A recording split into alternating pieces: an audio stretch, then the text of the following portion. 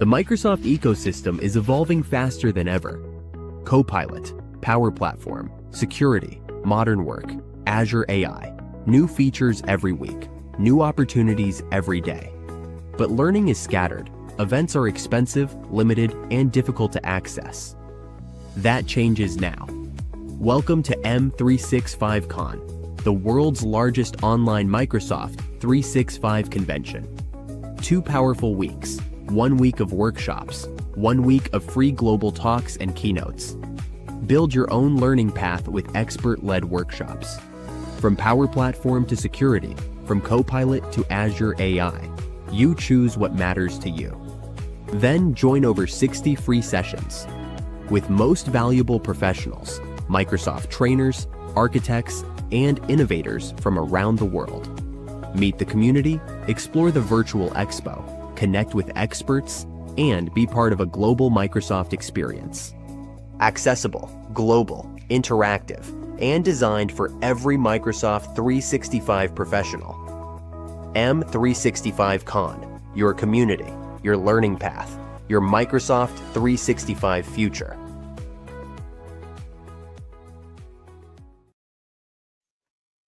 Hello and a warm welcome to our M365 Con third part Power Platform stage con.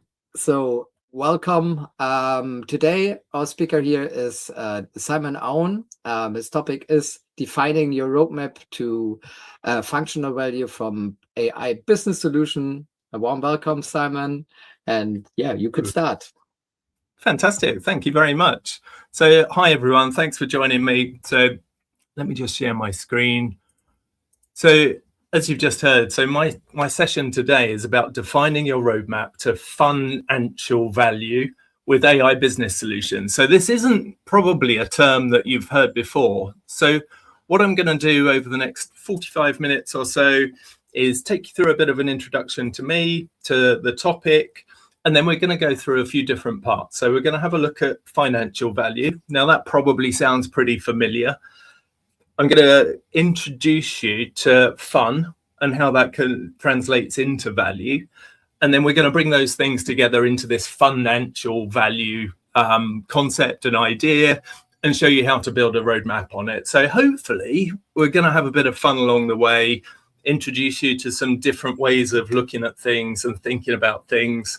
And then you'll go away with a load of new ideas on how you might bring something like any of the AI business solutions tools to life in an organization. So that could be Power Platform, it could be Copilot Studio, could be any of those tools. So let's jump in. So I'll give you a bit of an introduction. So some of you may have seen some of my sessions before. So I've been in the Power Platform space for about 8 years now in different forms, either in an end user organization. I worked in life sciences, in pharma for 16 years. And then the last 5 years or so, I've been in the partner world. So previously with Avanade and now with Capgemini. And across that time, I've been part of the community. So I've been blogging, I've been speaking, I've been kind of working with the Microsoft team a bit. And then this last 12 months, just over 12 months, I've also been a Microsoft MVP, which is very cool as well. So hopefully I know some of you from that. But I often talk about things like governance and enablement. And you may have seen my blog and how I scribble pictures. So you'll see more of that today. So hopefully that'll feel familiar and show you some nice insights. Now, this topic, this Fun-ancial Value thing, where did it come from? What does it mean? So it came from, like all good ideas, it came from a typo. So I was just typing away. I meant to type financial.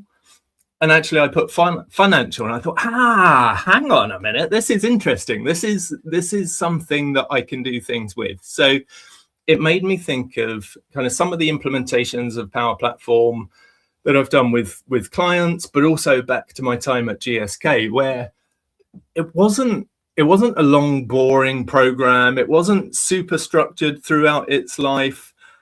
Actually, there's a lot of opportunity to have fun here. And by working in a different way empowering people in a different way, actually we can unlock value in a really different way as well. So I came up with, Copilot came up with a definition for me based on some ideas that I've had. So you can see here, Fun-ancial Value. It's an adjective, so it's a description of something, and it relates to the measurable business value unlocked when employees feel energized and empowered by community, recognition, and game-like experiences that make work enjoyable, fun, while improving outcomes, which commonly is the financial bit. So over the next few slides, couple of chunks, I'm going to share some ideas with you, show you some videos, try and bring this to life for you a little bit. So let's start with something familiar, that probably is familiar at least, the financial value part.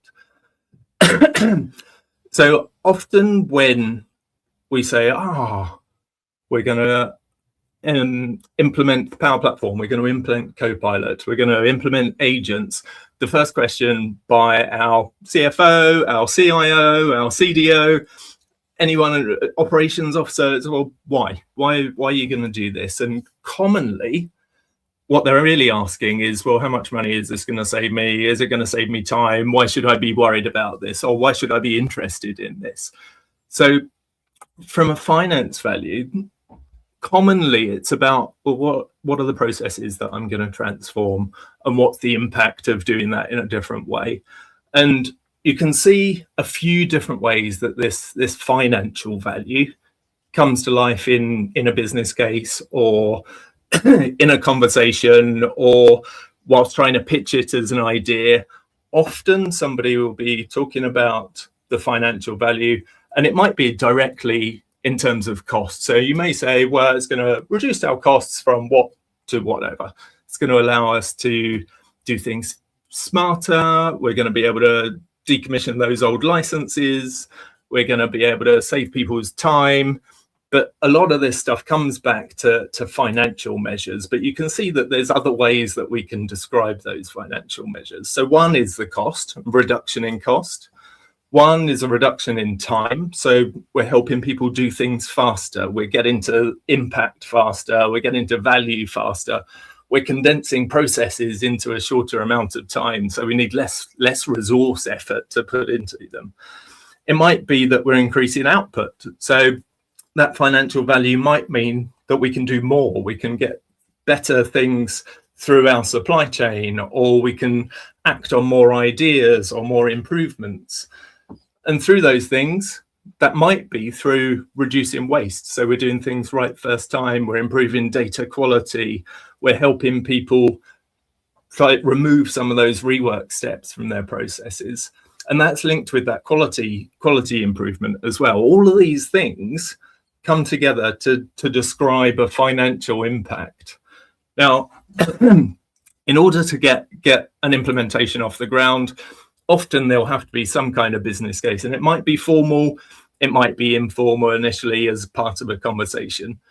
But one element of that business case, and the piece that I kind of want to pull it back to in this context, so if we think about it as part of a tech implementation, which of course isn't the whole picture, the driver should be the business implementation and the business impact that comes out. But when we're implementing the platform, those controls about, well, where do we sit it? Who's going to look after it? What solutions should we build on it? Where does it fit in our tech stack? All of that stuff comes through the enterprise architecture team. They need to be defining what that looks like. So on this page, I've called that out as a key part of our business case. And you can see a few different parts that I've pulled out there. So when we're crafting our business case, we might be thinking about legacy platform replacement. So it might be that we've got some old workflows that are on ServiceNow. We've worked out that actually the license cost for that, we could do it faster or quicker or lower cost within Power Platform. So maybe it's a legacy platform replacement, or maybe it's because we've got a really aged system. It costs us a lot to support it. The knowledge for that is getting harder and harder to find. So it's more specialist. It's costing us money to do. So maybe we want to bring it onto a more modern platform.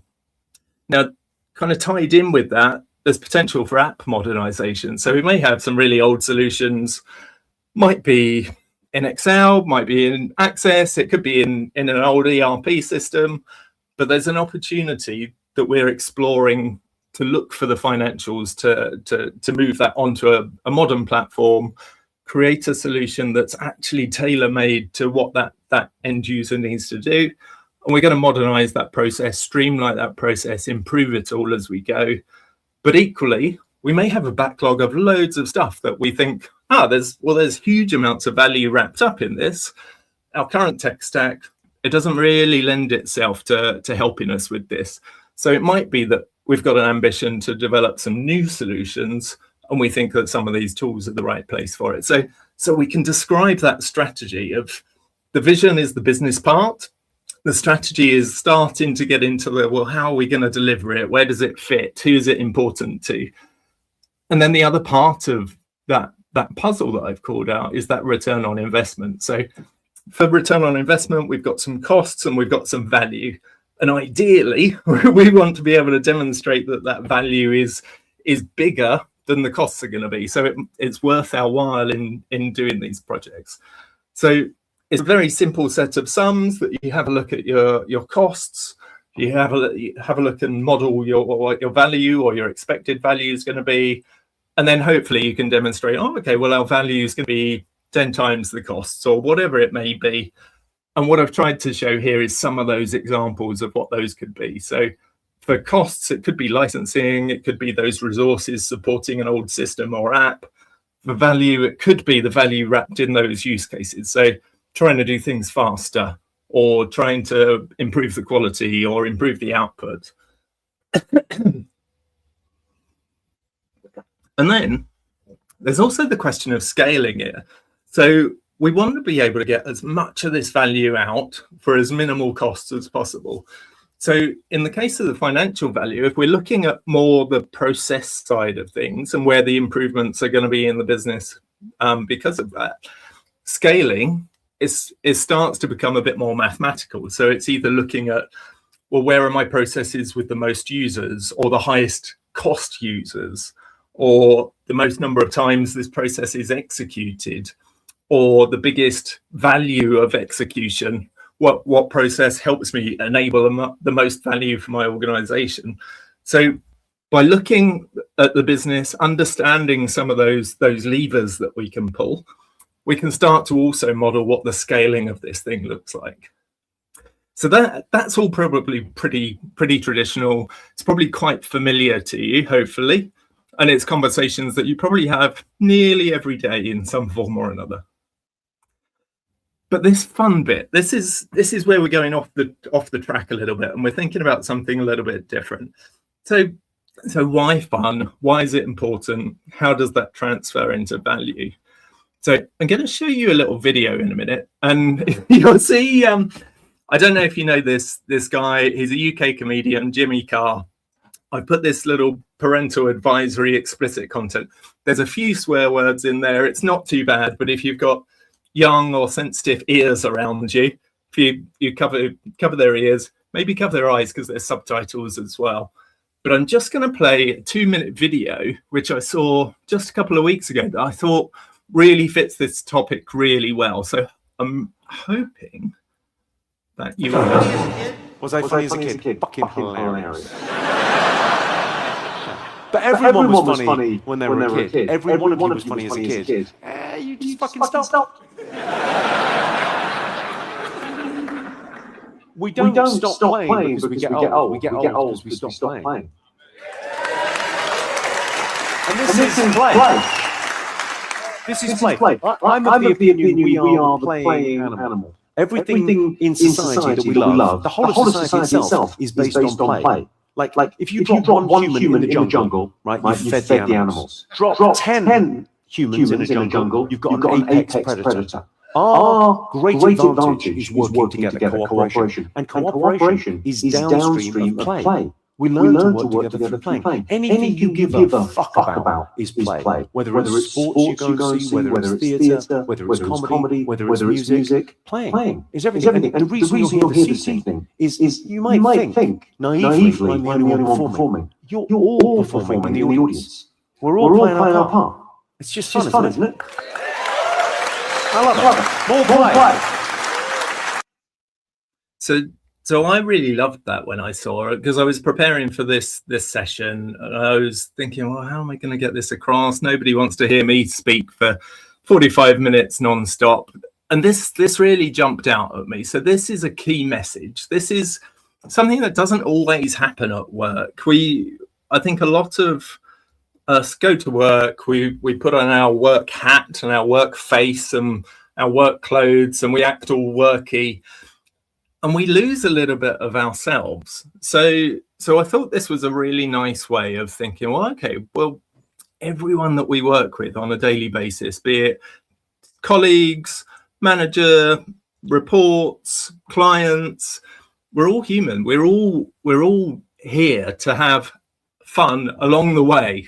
It's nice that we come to work and we make a big impact, but sometimes it feels like the play bit, the fun bit, goes missing. And when I saw this and thought about what I'm going to talk about today, this is a key thing. So the way that we can make us successful, and that's all of us as a team, when we're embedding or implementing some of these tools in an organization, is you can go in and say, well, okay, well, I'm going to define some processes, and then I'm going to do a pilot, and then I'm going to do it with this small team. I'm going to gather feedback, and then I'm going to improve the process, and then and all that stuff's fine. But it's recognizing that there are different ways to do it, and sometimes depends on what you're trying to do. So a lot of the time when we're trying to implement some of these AI business solution tools, it's not like rolling out Teams or SharePoint Online across a whole organization where it's very much a push to everybody to use it.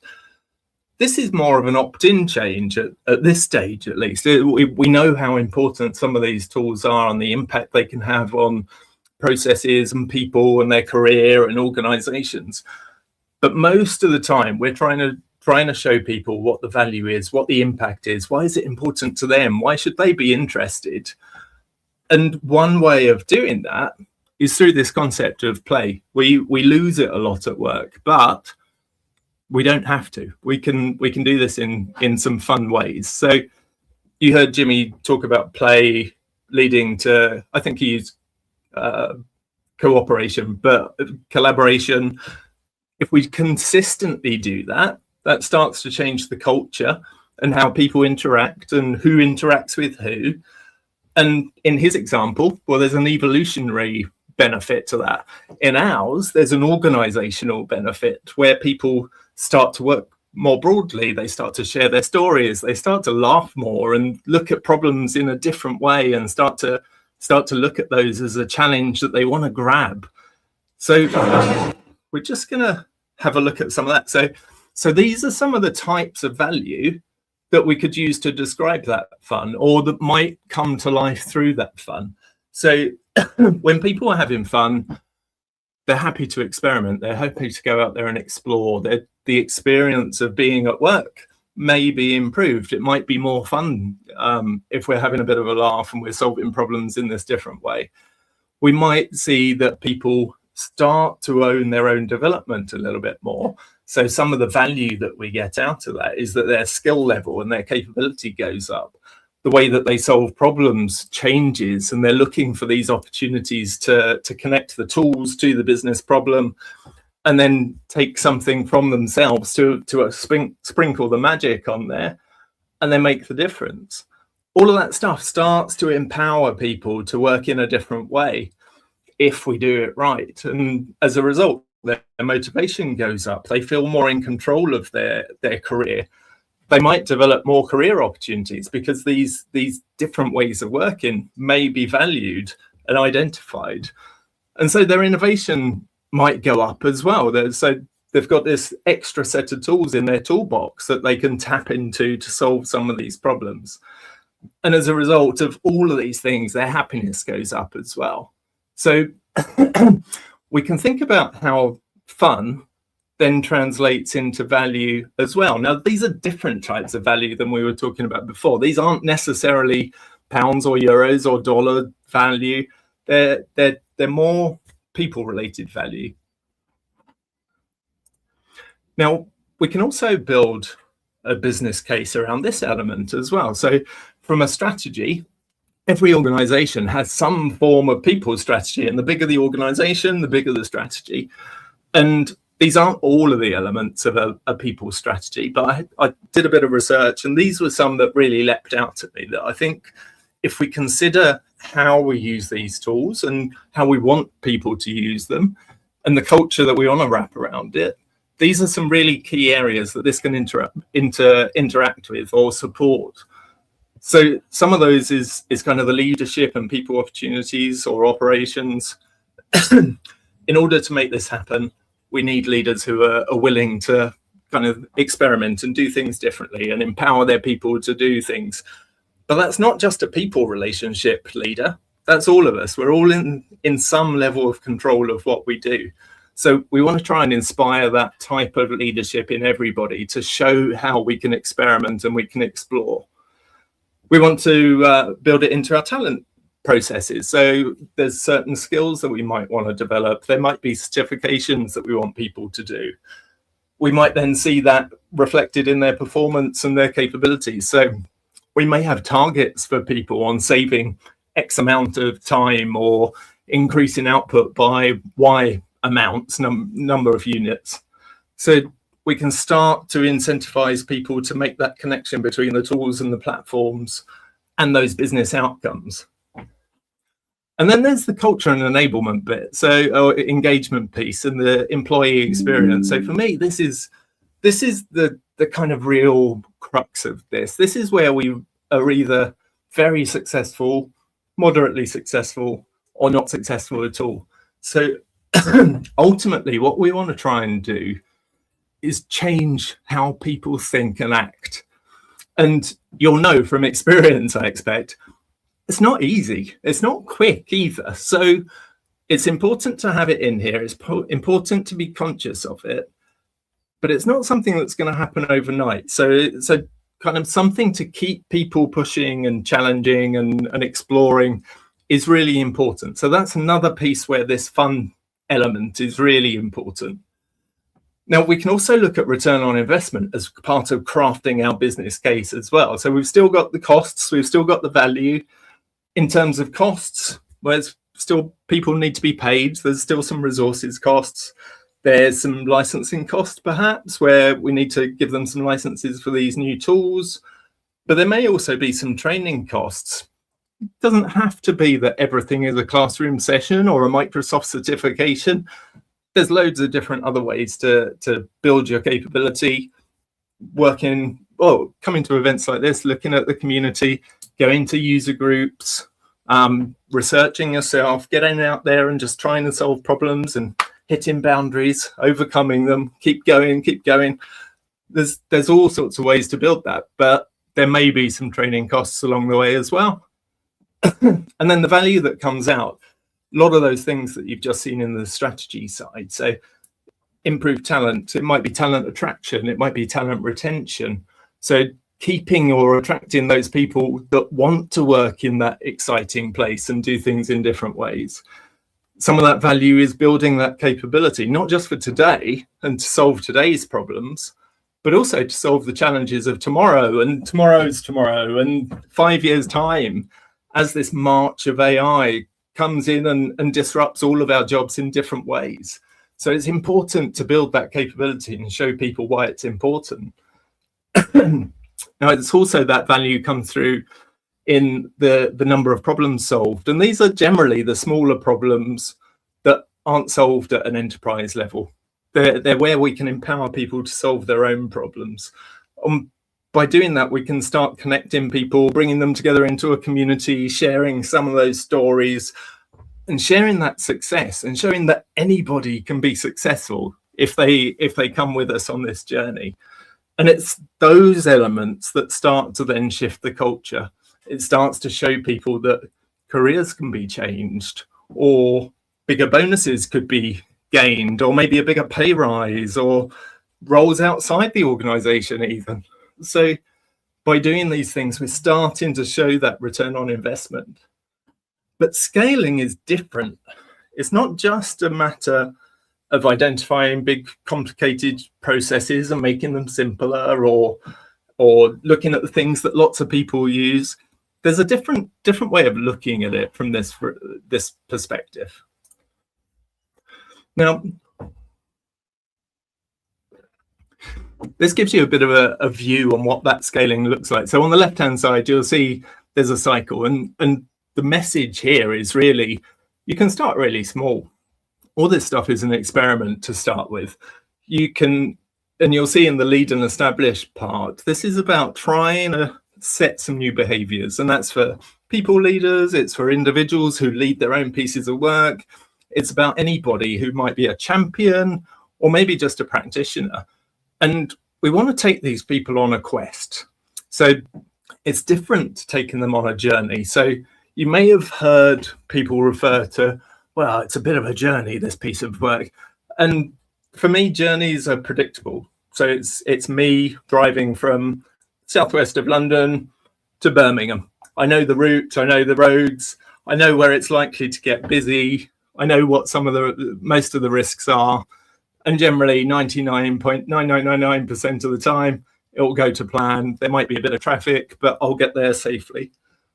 A quest is different. So for me, a quest is more like, we're going to go to Mount Doom and throw this ring into that volcano and destroy it. Don't know quite how to get there. We don't know what we're going to encounter on the way. We don't really know what skills we might need. It's a lot less certain, but also it's a lot more exciting. So all of those people are there, they've got that shared vision, that shared commitment of where they're trying to get to. There's not guaranteed success. We may get stopped along the way. We may lose the ring. We may get killed in the Lord of the Rings example, hopefully not at work though. So it's different. We need to have a different way of inspiring people to go on this quest.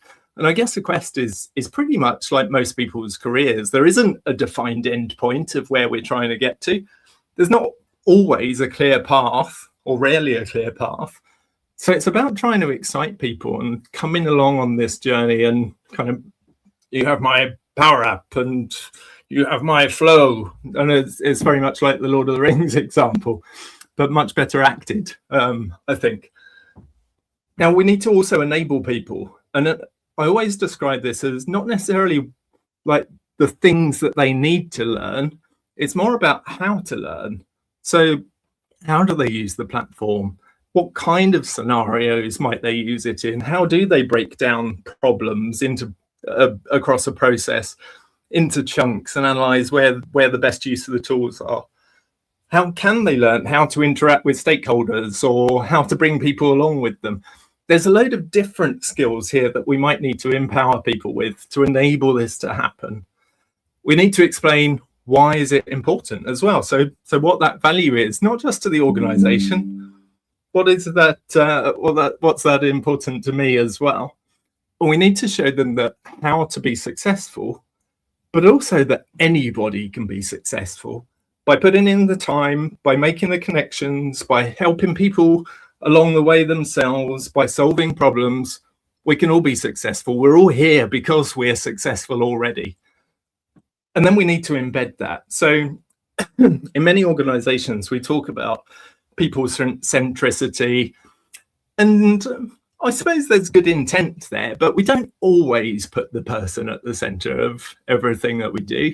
Often we have the business at the center of everything we do, and then we work out how do the people sit around it. But something like this, we can kind of challenge ourselves to think differently. Of course, we can't throw away the business needs. We've got to have that in there. But when we're interacting with individuals, what is in it for them? Why would it make their life better? How can we help them improve their career or give them different options? And how can we help them come to work and actually have a bit of fun? work together with a team of people who they may not work with day to day, build that community, make those connections, kind of get recognized for doing something special and solving problems that were there and nobody saw or nobody knew how to fix, and then help celebrate them, tell those stories of what they've learned and how they've applied it, tell the stories of the solutions that they've built. And that might be across your team, it might be to the person's manager, it might be across a whole function, it might be to the organization, it might be coming to user groups, it might be talking at conferences and telling the story of what you've done or what people have done. So there's all sorts of ways that we can start to make this stuff more fun. Now, we've spoken about financial, we've spoken about fun and the value associated with that. How do we bring this stuff together?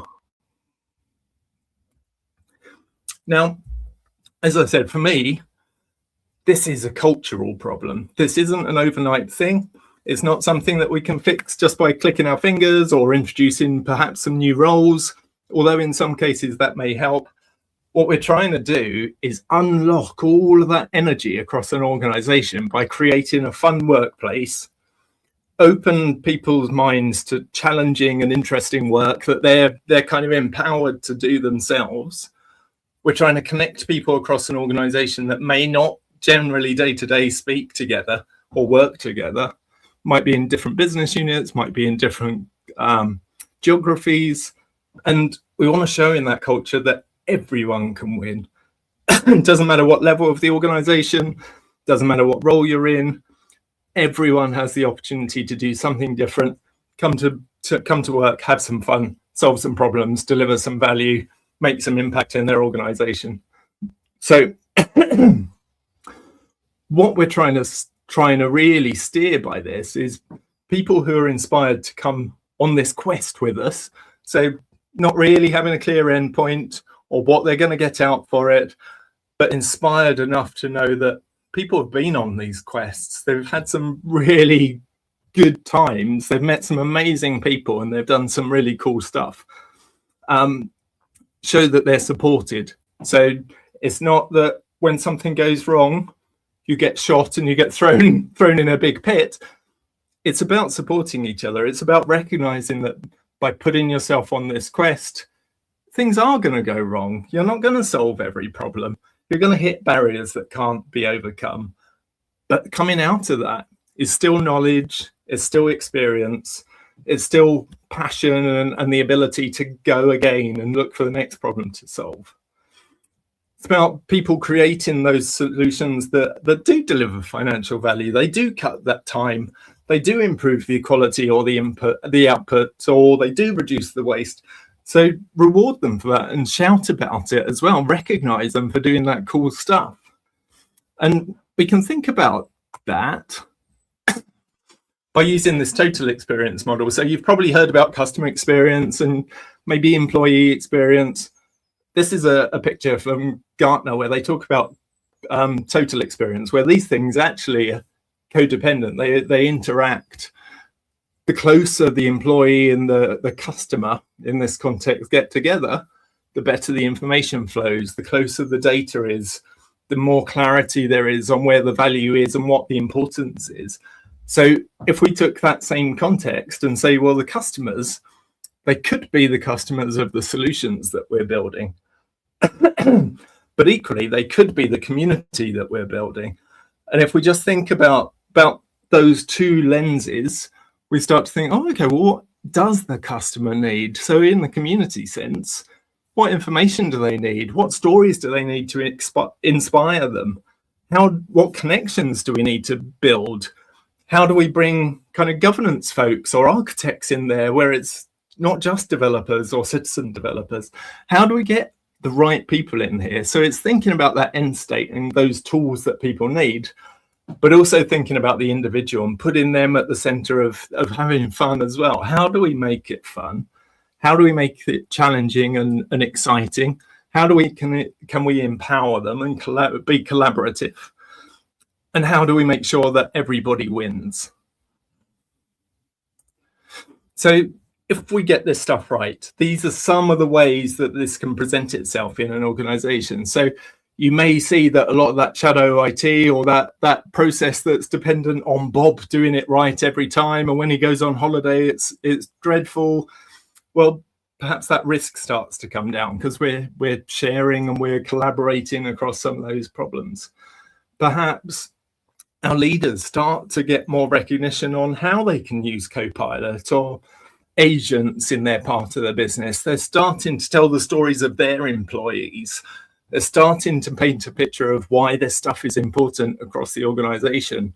The leadership of these initiatives starts to broaden. It's not just the IT team forcing some tools in or operations trying to do something. This is recognized on a broader level. It might be that we get really exciting new talent wanting to come to our organization because they've heard about this different way that we work, or this exciting place where there's loads of people having fun and solving problems along the way. And all of these things, we can bit by bit start to see the change in the culture as we go as well. So the roadmap, how do we distill all this complexity into a nice simple plan where we can go from the Shire to Mount Doom? Unfortunately, we can't. So there are still challenges. We can bring these parts together and start to think about more broadly on what this strategy piece looks like. So we can think about, well, where do the tools fit in the organization?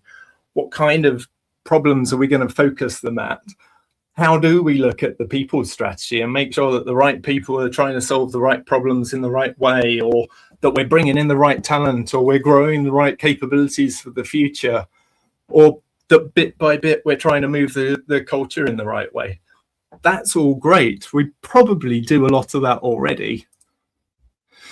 We can think about that culture piece and think, well, okay, well, how do I build that into my plan? So we can take it back to that establish, enable, embed piece. So we need to establish that it is fun. I can show you how people are having fun and why they're having fun and how in control they are of solving some of their own problems. We can show that it's acceptable as well. Things have gone wrong. We haven't beaten someone and thrown them in a pit. We've kind of all learned from it. We've promoted our mistakes. We've learned the lessons across the wider group. It's part of how we work. It's a quest. We're going to learn as we go.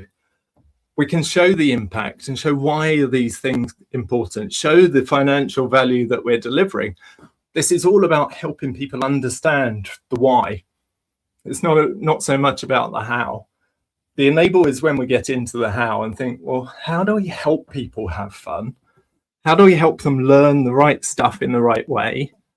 And how do we help to deliver that impact so that we're all as successful as we possibly can be? And then how do we embed that? How do we promote it across a wide group of people so that they can all see the opportunity here? We can make this movement valuable. We can drive competition between people. So we're trying to solve problems and outdo each other by making more value or having bigger people impact. And how do we show that everybody can win? So just because I've done well, it doesn't stop you from doing well. It's about us collaborating and actually helping each other. The worst thing that we can try and drive is negative competition. This is about collaboration and those 10 people in the jungle being the apex predator that Jimmy Carr was talking about, not just all of us as individuals getting eaten by tigers or lions or bears. So all of this is a people problem. And it's not something that we always consider, I don't think. Again, I found a really nice video. So I don't know if you've seen this guy. His name's Rory Sutherland. And he's the vice chairman of Ogilvy, the big marketing agency. And I love his content. I don't always agree with it, but he's written books. He pops up on my Instagram feed quite often. And he's got a really interesting way of looking at things. So one of the examples he gave was about the Eurotunnel from London to Europe and how to improve the service. And lots of money had been focused on the engineering of, well, how do I make it half an hour quicker? His idea was, well, that will cost you £1 billion. For that money, you could give everybody on board a bottle of Petrus wine or champagne on every journey, or you could have them served by supermodels, or whatever the answer is. It's all, you don't care whether it's 30 minutes quicker. It's about how we change people up here. And this was a really nice video that popped up. It's just over a minute long, and it talks about the Royal Mail service in the UK and how they improve the service. But I want you to listen to it through that lens of what we've been talking about, and think about, okay, well, it's not always about the things that we deliver or the metrics that we impact.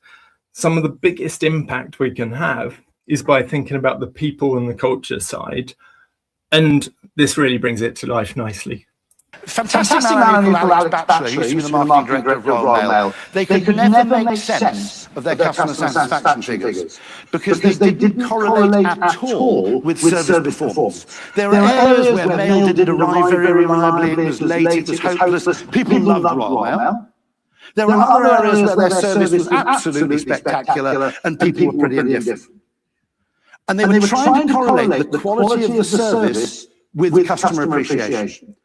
It didn't make any sense. Someone had a different idea. It turned out that the vast majority of people's perception of Royal Mail was driven by one thing only, whether they liked their postie. Simple as that. Regardless of how reliably the mail arrived, all the things they were spending billions on were making no difference. Meanwhile, the guy who actually leaves something round the back because I knew you were away on holiday was a total hero.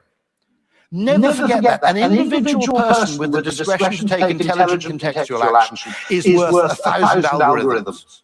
And we're in danger of forgetting that. So that's my final call to action. Rather than trying to change the world, change how people see the world, because when people see the world differently, they behave differently, and that changes the world. And I loved it when this popped up, because I thought that's it. That's what we're trying to do. We're trying to change the world. We could throw money at it. We could put roles at it. We could put licenses in there. But actually, we can make so much impact by just considering that person-to-person or person-to-community impact. And how do we use that when we're trying to enable an organization to think differently, act differently, and ultimately, with consistency, change the culture? So Fantastic, man. I'm just going to leave you with one final thought, and this is possibly by Peter Drucker. I found some conflicting information, but it kind of really lends itself to what Rory was talking about, and some of that part around thinking, well, how do we solve things differently? And the quote, as you can see, is culture eats strategy for breakfast. So we can put as many plans in place as possible, but if we don't think about the people and how they interact and how we interact with them, then we're not going to change the culture, and we may not be as successful as we can be. So we really need to think about how we implement tools like these and really make the biggest impact as possible. So hopefully there's been some different ways of looking at things that you might not have seen before. Hopefully I've made you laugh a little bit along the way, or you've enjoyed the videos. But thank you very much for your time, and thank you for attending.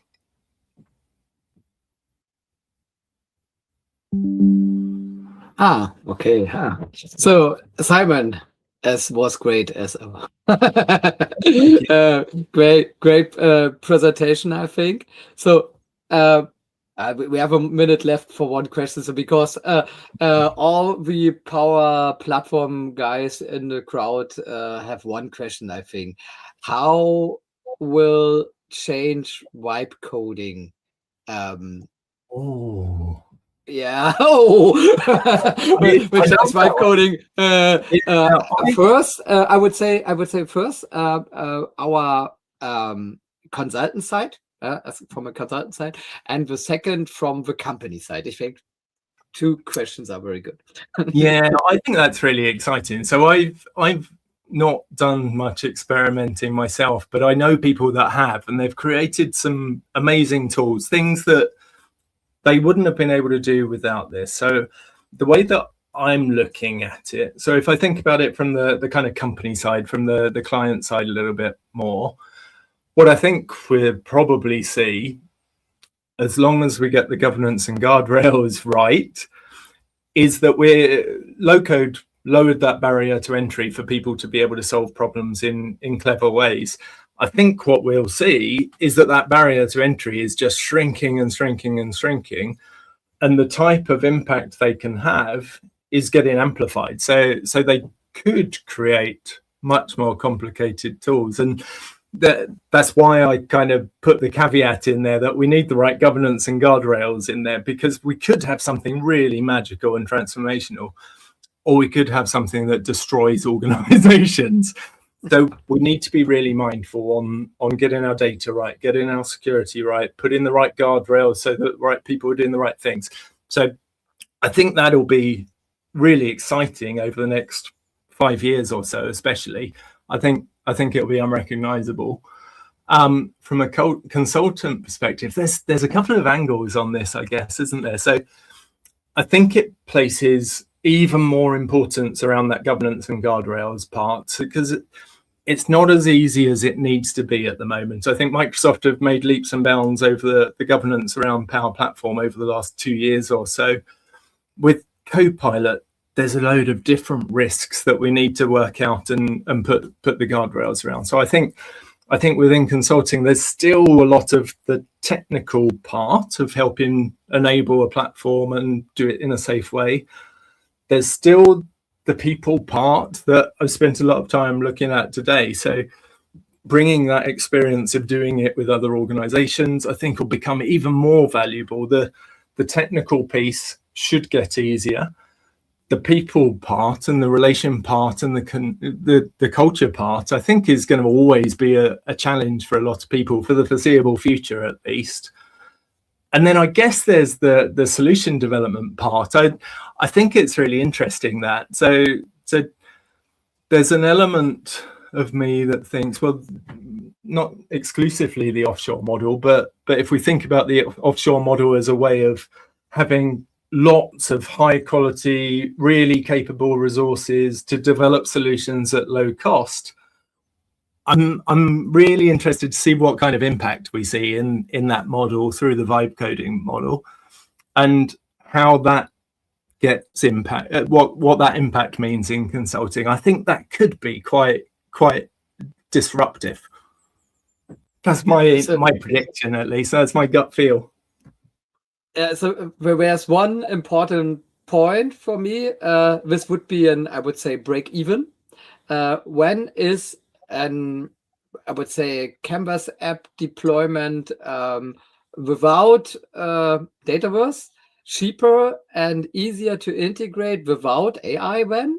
On the other side, the cost of Dataverse and I would say enterprise parts with AI, and one day we will have the break-even point on this diagram, and when said this is the day when Microsoft said, okay, you did not need any Power of X anymore, so it's all about vibe. You type in what you want and you get what you want.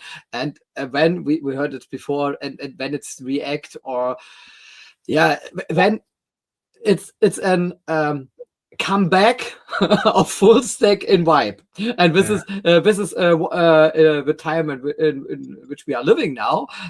So we have a big change, and so the most of them didn't understand what is coming up to the consultants and to the customers, because if a customer can do anything what he wants, and he say, I can prompt my app by myself, and I say, yeah, it's good, I make it. It's a big problem regarding to the security, as you said. So So this could be fun. This could be really fun in the future for us consultants. Yeah, we're on a quest, aren't we? We don't really know what the future looks like. We know the direction that we're kind of heading towards, but we don't quite know how to get there at the moment, I think. So perfect. So we're running out of time, and first of all, thank you for your amazing session. I really like that. The next guest is Griffin Lickfeldt in 10 minutes with architect and agent with proven return on invest in Copilot Studio. So we make a short break and we see us again in 10 minutes. And Simon, have a nice day and see you soon. You too. Thanks, everyone. Go and see Griffin. He's an awesome guy. I'll see you soon. Bye-bye. Bye. Welcome to Power Bros Knowledge, where Power Platform meets pure innovation. Your business runs on chaos, approvals lost, data scattered, time wasted. We know that pain. Now imagine automating everything, faster, smarter, and built for impact. That's where Power Bros come in, architects of digital change. We don't talk trends, we build results. Our Knowledge Hub turns expertise into action, real tutorials, real automation, real impact. Whether it's Power Apps, Automate, Logic Apps, or Entra, we make it work together, smarter. Join the Power Bros movement, 30,000 professionals learning, building, and sharing every day. Ready to transform your workflows? Book us now, and let's build something legendary together.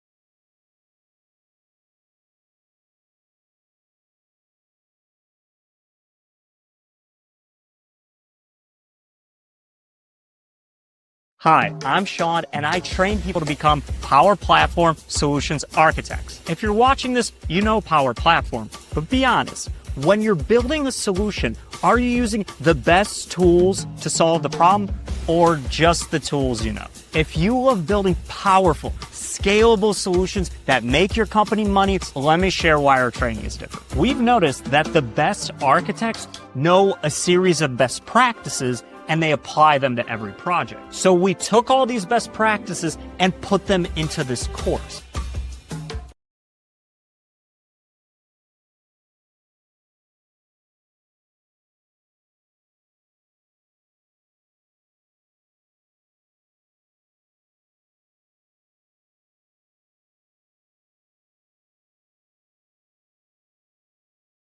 The Microsoft ecosystem is evolving faster than ever. Copilot, Power Platform, security, modern work, Azure AI, new features every week, new opportunities every day. But learning is scattered. Events are expensive, limited, and difficult to access. That changes now. Welcome to M365 Con, the world's largest online Microsoft 365 convention. 2 powerful weeks, 1 week of workshops, 1 week of free global talks and keynotes. Build your own learning path with expert-led workshops. From Power Platform to security, from Copilot to Azure AI, you choose what matters to you. Then join over 60 free sessions with most valuable professionals, Microsoft trainers, architects, and innovators from around the world. Meet the community, explore the virtual expo, connect with experts, and be part of a global Microsoft experience. Accessible, global, interactive, and designed for every Microsoft 365 professional. M365 Con, your community, your learning path, your Microsoft 365 future.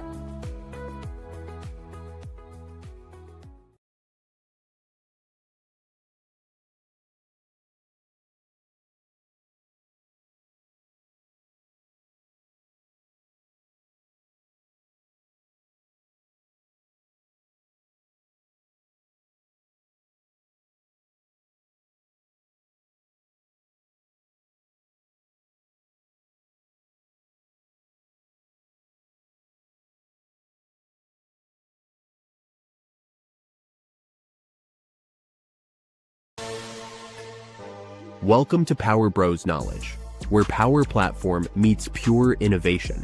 Your business runs on chaos, approvals lost, data scattered, time wasted. We know that pain.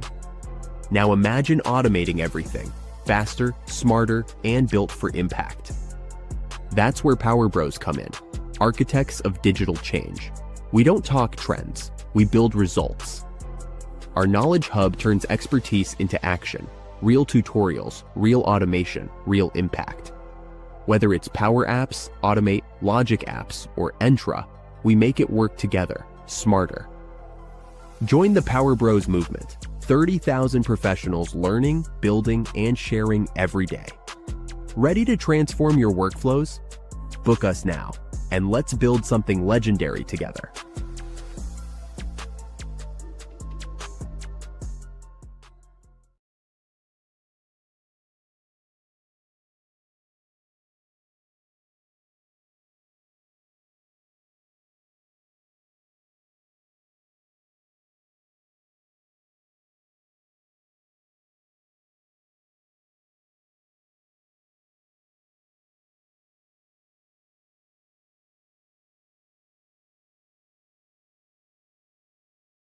Hi, I'm Sean, and I train people to become Power Platform Solutions Architects. If you're watching this, you know Power Platform, but be honest, when you're building a solution, are you using the best tools to solve the problem, or just the tools you know? If you love building powerful, scalable solutions that make your company money, let me share why our training is different. We've noticed that the best architects know a series of best practices and they apply them to every project. So we took all these best practices and put them into this course.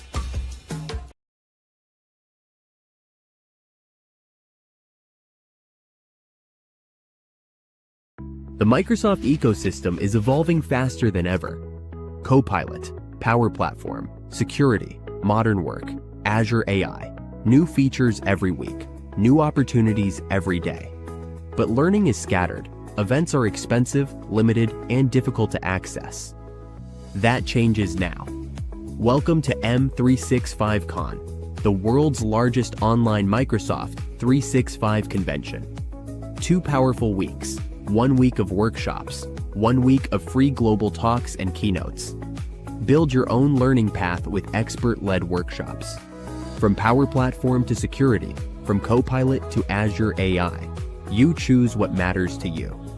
Then join over 60 free sessions with most valuable professionals, Microsoft trainers, architects, and innovators from around the world.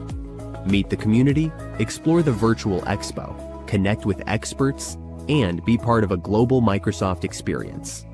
Accessible, global, interactive, and designed for every Microsoft 365 professional. M365 Con, your community, your learning path, your Microsoft 365 future.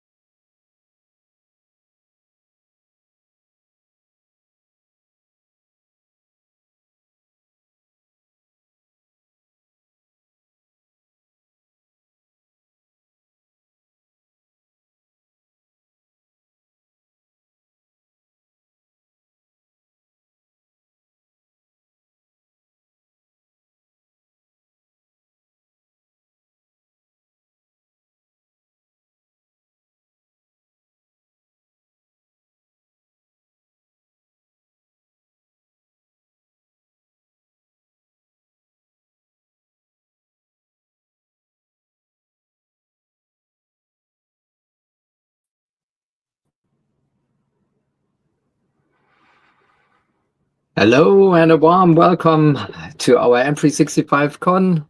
Our next guest here on stage is Griffin Lickfeldt, and the topic is architect an agent with proven return on invest in Copilot Studio. Hello, Griffin. Warm welcome. Hello, The stage hello. is yours. What was that? Oh, thank you. Thank you. Perfect. Let me go ahead and share. Hello, everybody. Let me go ahead. Okay, sweet. Well, what's going on, everybody? Welcome to this presentation. And today we are talking about how to architect an agent with proven return on investment in Microsoft Copilot Studio. And just so you know who is talking to you at this point, my name is Griffin Lickfeldt. I'm a Microsoft MVP Power Platform consultant and Copilot Studio subject matter expert. I share most of what I'm learning online on LinkedIn and on YouTube. And I just want to say at the end of this presentation, I have a link to where you can get the PDF of these slides. So don't feel like you need to write every single little thing down or anything like that. I'm going to try to get you guys access to that as well after. Also, on YouTube, that went live this morning, at the end of this presentation, we're going to do a little bit differently where it's not just going to be 45 minutes of slides. I'm hoping to actually get into Copilot Studio. Now, this isn't a workshop, but I want to click around and show you a little bit of an agent. The agent that we were showing in that, I actually did a full step-by-step tutorial on how you can build that as well on the channel if you want more details, because we don't have time to go through all of that. I want to start off just by, I can't necessarily see the chat or anything like that, but I want to ask yourself, or kind of get a pulse of the room of who has built an agent in any way. And then also on top of that, think about if you've built an autonomous agent before, right? An autonomous agent being not necessarily one that you're directly chatting with, but maybe one that runs kind of in the background that, like I said, is not necessarily a direct chatting experience. It's important for us to just kind of frame the rest of this conversation.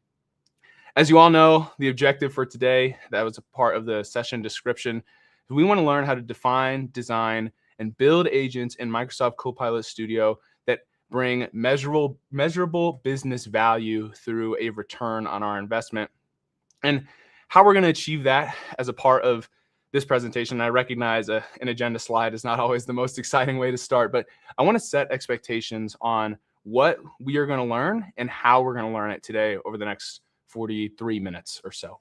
And so we're going to kind of level set the first section on an agent overview, level set and break down what an agent is at its core. And then I want to reframe what it means to actually build agents at the enterprise grade scale. Then I want to talk about the proven return on investment. How do we move from gimmick agents or gimmick bots that don't do much for us to actually what agents drive measurable business outcomes? Take all of those things that we've learned and actually apply it to building agents in Microsoft Copilot Studio around agent architecture and talk about the 5 pillars that make up an agent in Copilot Studio. Then I'm hoping to spend as much time as we can at the end, hopefully around 15 minutes, to actually click around what those pillars look like in Copilot Studio that we just talked about as a part of the presentation. So that way we can take it from theory to practical execution in Copilot Studio. Cool? Sweet. So first section, agent overview. My hot take is that agents have actually existed for decades, okay? And what I mean by that is that having a tool that does something on the behalf of a person is not new. It has just existed in the form of automation, right? If we can boil down what an agent is, it's the ability to do things on behalf of people so that we can free them up to do potentially more important things. And that process of automation has existed. And I want to, let's demystify what an agent is at its core. I'm guessing most people are familiar with Power Automate, right? This is the low-code automation builder within the Power Platform. Fundamentally, it gets inputs in, whether it's receiving a new lead or receiving an email, somebody pressing a button in an app, any kind of change in a database. The automation, which is code, then takes that input, executes a series of actions, and produces an output. Now, if we think about agents, agents are fundamentally, I'm not going to say the same thing, but fundamentally the same thing, right? agents built in Copilot Studio, how do they work? They get inputs in, they execute a series of actions, and they produce outputs. Now, how it's producing these outputs is very different. It's not, it's using some very cool new technology, and how that Copilot Studio agent is doing this and does it well is what we're going to help answer today in Copilot Studio. So this is not necessarily groundbreaking, but an AI agent is more than a chatbot or a content generator. They are systems that can do things and reason on behalf of people. And the cool part is about M365 Copilot, right, is that it's well integrated. And the cool part about Copilot Studio is that it allows anyone to create agents. Now, I say anyone to say now, it definitely still requires a level of expertise, but understanding the agent architecture, as we're going to discuss later, is the first step to do that. So now that we're kind of, okay, let's demystify what an agent is at its core. And again, this is just laying the foundation for the real value coming in the next couple of sections. Let's reframe our agentic strategy. Agents are only valuable if they are connected to things. And automation is no good if it doesn't talk to system, and agents are the same way. Agents are connected to logic, to documents, identities, meaning people, users, and databases. And think about, when we talk agentic strategy, what we're trying to understand here is, how do we apply this to the bigger picture? How do we help organizations think about going from 0 agents to 10,000 agents? And maybe the fact that agents aren't isolated and are connected to these things is, maybe it sounds like intangible theory, but what do I mean? Let's think about what a calculator is, just for 15 seconds here, okay? They serve a very specific purpose, right? They add numbers, they divide numbers, they multiply numbers, whatever. But they have no memory or context. And what I mean by that is, if you're adding 2 + 2, it doesn't necessarily know what those numbers mean to you. It doesn't know what its output actually means. It also doesn't know what you added together yesterday and what those numbers you added together yesterday mean for these numbers you're adding together today, right? Like, it's a very siloed tool to serve one specific purpose, but has no memory or context. Well, agents do. And the key takeaway is that these agents live inside enterprise ecosystems, not as standalone tools. And now I want to show 2 graphics that I proudly stole from the internet. You maybe have seen them before, but I just want to, show these 2 things to kind of hammer 2 points home. Okay. So here, this will show how Copilot is naturally connected to so many different things, right? Copilot in the center here, it's connected to the apps or the channels where your agents are deployed to. It's connected to your knowledge, to your data, in that kind of lower left-hand corner to help draw conclusions. And then it also is connected to the LLM and the actual information processor that makes all of these things work. This is the second graphic. As we think about enterprise AI, we need to be thinking about agents, plural, not agent. And exactly how companies have different people that do different things, right? You may have dozens or hundreds or thousands of people. They all serve very distinct roles to do very distinct jobs. We need to be approaching agents in a very similar fashion. And kind of like this is here, we may want to be building out a system of kind of connected agents in that sense. Now, let me be, some people are asking this question, or know people at their company that are asking these questions, is, don't agents make mistakes? Like, how can we trust anything agents do? Given the current state, is it really worth the risk for us and for most enterprises? Well, I want to talk about this and kind of reframe this mindset a little bit. And I'll be the first person to say, don't fear the capabilities, the technology. AI and LLMs are naturally less predictable. Yes, they're less predictable than code or Power Automate, as an example, but they are still very much controllable. There are hundreds, if not thousands, of tools available in Copilot Studio, and each of these have different limitations, and each of these have different levels of controllability. And understanding when to use each tool correctly is how you can have confidence in your AI agents. Like I said, in about 20 minutes or so, we're going to get into Copilot Studio, and I'll show you a couple of very specific examples of what it is I'm talking about. Now, just to kind of hammer this here, understand when to use each tool correctly is how you can have confidence in your AI agents. I want to also just give a reality check. If you're feeling like, oh my goodness, we're behind the curve, oh my goodness, all of our competitors are using all this stuff, just know that the fact you are in this room, the people in the orgs that are having these conversations right now are way ahead of the curve. This technology is hard to wrap our heads around, and these people were phenomenal to work with, loved working with them. But just last year, I had to explain to somebody what Microsoft Edge was. All right. So where we are with this sort of technology and actually implementing it in enterprise AI, like, you are more than ahead of the curve. Take a breath. It's okay. You're right where you're supposed to be. Okay.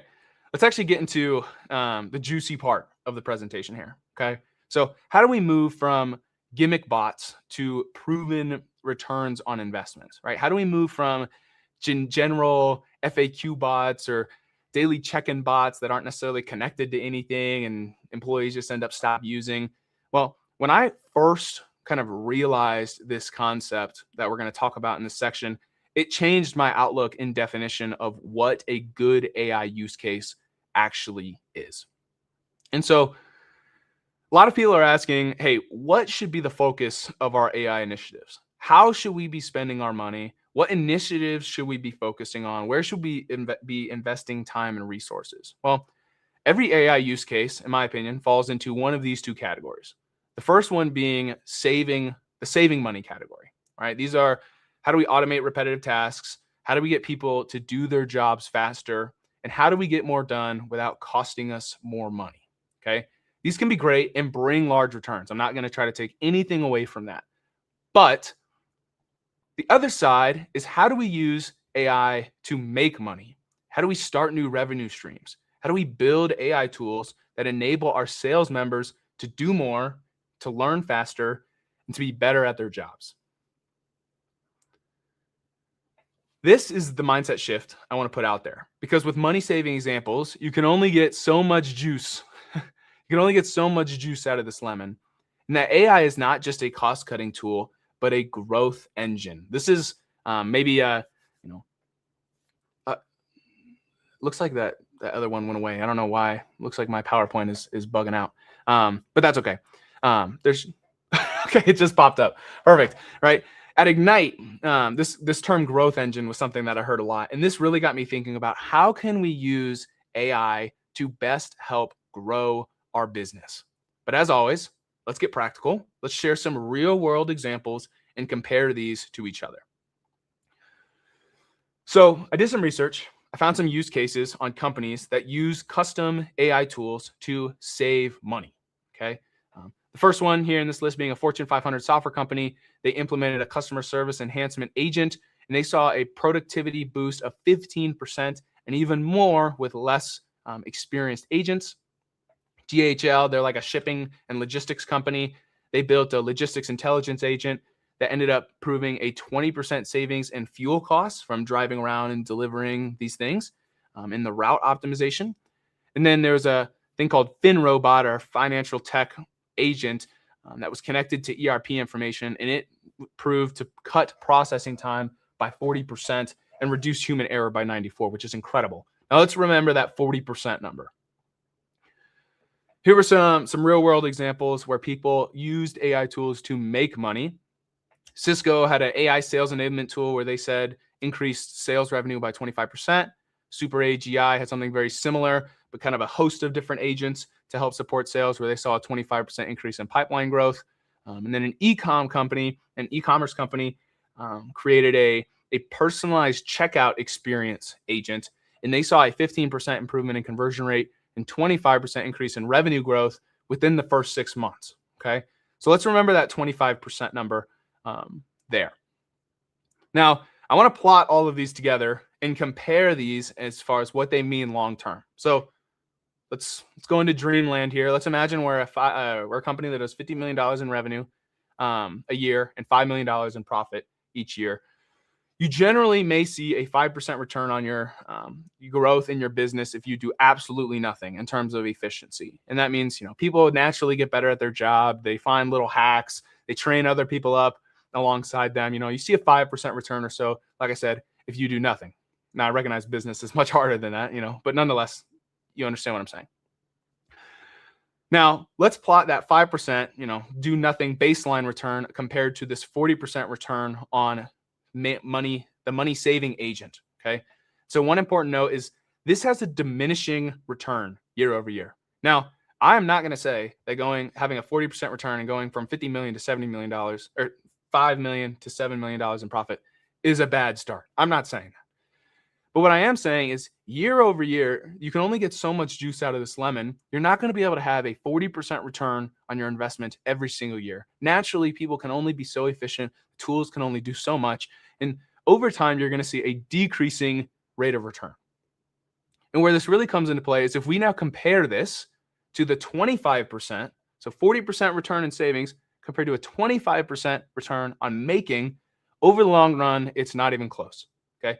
This graph shows the importance of finding AI growth engines in your business and how over the long run, they're going to have much higher returns on investment. At about that 2.5-year mark, it no longer becomes close. So as we're thinking about what has the highest proven return on our investment when it comes to implementing AI into our enterprises, it's going to be finding those growth engine use cases for finding to implement those agents into those right growth engine use cases to help grow our business. Now, how do we find those use cases, right? So I recognize this slide breaks like every rule as far as good PowerPoint slides and word counts. But nonetheless, I've searched a bunch of different examples to help you get started with different ideas. And on the left, you can maybe find your industry or a business area that you maybe work in or are affiliated with, and find a couple of use cases there in the middle, and then what kind of business value those things may provide to kind of help get you brainstorming on what use cases you can implement into your business.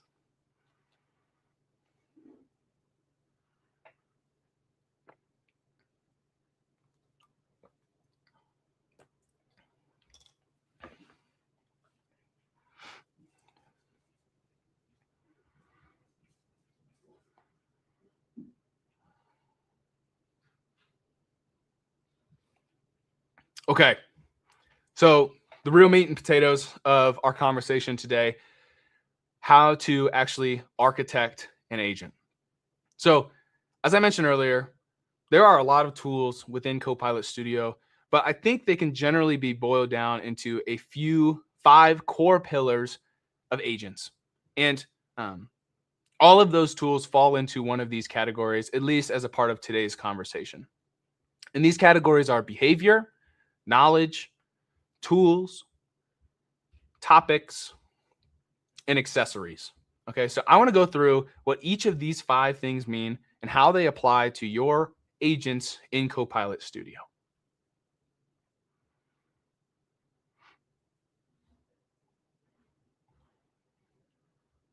Okay, so behavior.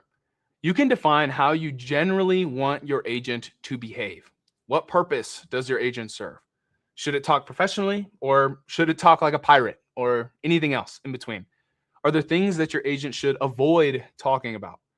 In Copilot Studio, this is controlled by instructions, or at the top there, the definition, the central directions and parameters an agent follows. Good instructions have several key components. They're very clear and actionable. They outline the audience that the agent is going to talk to. Is this agent talking to HR reps, or is it talking to the executive finance team, right? Who is this agent serving? Who is the audience that it's talking to? Those other couple pieces are equally as important. A very important disclaimer here. A very important disclaimer here is that agents can act on instructions, or can't act on instructions to use tools, knowledge sources, other agents, or topics that the agent doesn't have. Okay, so outlining the instructions or the behavior of your agent can only do so much. Okay, and that's kind of why we have some of those other pillars that we're going to get into. But when we come back, as we continuously reiterate this controllability feature of agents in Copilot Studio, it's important to understand your instructions, the behavior of your agent can only do so much. It can't, if you tell it to use a certain tool, but that tool hasn't been connected to the agent, then it's not able to use that tool. And we're going to build out a little bit of kind of a graphic here so you can see these 5 pillars and how they're all related to each other. But the first one being behavior, this is really the foundation of our agent that then everything else is going to get stacked on top of.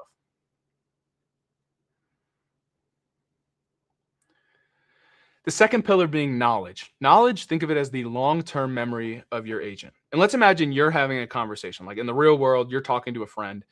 The conversation you're having is, kind of on the forefront of your mind. It's on the tip of your tongue. You know kind of what to say and what exactly you're talking about. But say that friend brings up an old memory of you two from years ago. Think about what your brain is kind of doing. You're almost having to go and like retrieve that information. I mean, you can, right? You remember it, and now it's on the tip of your tongue, and now you can talk about it. But your mind has to go and get that information. It's not like it was already there. Think of knowledge sources as the same kind of retrieval for your agent.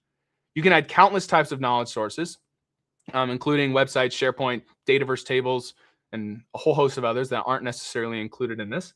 And the knowledge source helps support the agent behavior in that this is going to give it more things to work with in more context of to who it serves. 2 disclaimers as well, right? Agents can only access knowledge that they're connected to. And then the second point there, and this is one that's one of the most important critical parts, is that agents can access knowledge sources through users' credentials. Now, what I mean by that, let's use a finance example. Let's say if I'm in finance and there's this, and I work in finance and I can't access necessarily like the HR department's files, right? Like I don't have access to those things, okay? Just in my company. Somebody builds an agent that has access to those files, assuming it's set up correctly. If I can talk to that agent, it's still not necessarily going to surface that information to me. What's really cool is that Copilot and agents in Copilot Studio are built on top of the Microsoft security infrastructure. And so it's still going to abide by the credentials and the access that I already have as the user chatting with it. Now, again, assuming these tools and connections and everything are set up correctly, which is important as we talk about architecture, but that is still very much, functionality baked into the system. Now, as I mentioned, the knowledge sources you can kind of add to the agent to help support the behavior. These are documents about what your company does, or maybe a product spec sheet, or any other additional information that you want your agent to have for that extra context or call upon when having a certain conversation. Then I want to talk about topics. And topics, in my opinion, are a little harder to understand, especially if you haven't played around with them in Copilot Studio yourself. But nonetheless, topics are structured conversation paths that guide the agent's responses for specific intents. I don't know if anybody has worked with the old Power Virtual agents or built a Power Virtual agent or built a Power Automate flow, but topics in Copilot Studio are very reminiscent of that concept. And it's saying when somebody says this in the text the agent this, do this, then do this, then do this, then do this. You can build out a conversation flow all within a topic. And topics acts as these containers for the topic of conversation. If that kind of helps clarify why they're called topics, right? Your agent can handle several different topics of conversation. Say you want your agent to be able to build a report, then you also want your agent to do X, Y, and Z. You generally want to think about having a topic for each one of those types of conversations that this agent can be having. Here are a couple of pointers on good topic design. So that they're very purpose-driven, and then as well that they're modular. You don't necessarily want to have huge topics. You also don't want to have huge agents that have 30 topics. And then also a fallback topic. What happens if I'm talking to this agent and it's inside of a topic and I dramatically change what I'm talking about because I stopped chatting, I got my answer, then I dramatically start talking about something else. What should happen in that scenario? How should our agent handle that and not get confused? All things to consider as we think about topics. So as I mentioned, topics are these containers. And the next couple of pillars that we're going to talk about will fit into these topics. And so, for example, a spoiler, I've built a sales intelligence agent in Copilot Studio that we'll get to show here in a little bit. And it serves 2 main purposes, okay?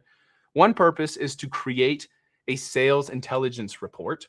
So sales team members can go and say, hey, I need this report. And it can, use AI, process the database, and spit out a report. The other part is to help sales members focus on high priority items when they're not too sure what they should be working on or doing at the moment. And so those are two distinct things that our agent needs to be able to handle. And so we have created 2 topics that handle those 2 types of conversations, those 2 topics of conversation. These are 2 very distinct conversations that my agent needs to handle. And so, like I said, we'll show it when we get there. And inside of those topics is where some of the magic really happens with the tools and the conversation flow. Okay, tools. This is where you can add connections and the pieces that give your agent the actual powers to do the really cool stuff. Okay, Copilot has countless tools, and they all kind of serve different purposes, have different levels of controllability, and all of those sort of things. And so think about it, like, do we want our agent to be able to see email information, or even draft emails, maybe even send emails?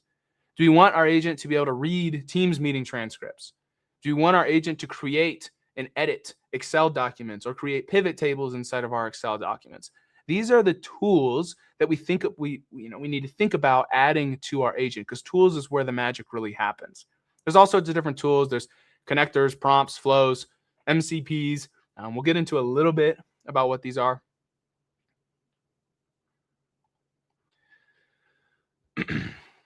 I've used the word controllability a few times. And I want to break down this concept of deterministic versus indeterministic. Okay, so a minute here just to kind of hammer this home. So think of deterministic and indeterministic as a sliding scale. It's a spectrum. And we need to understand that different tools fall on this spectrum in different places. And understanding where they fall is very important. We'll showcase a few of these examples in the demo. But what do I really mean?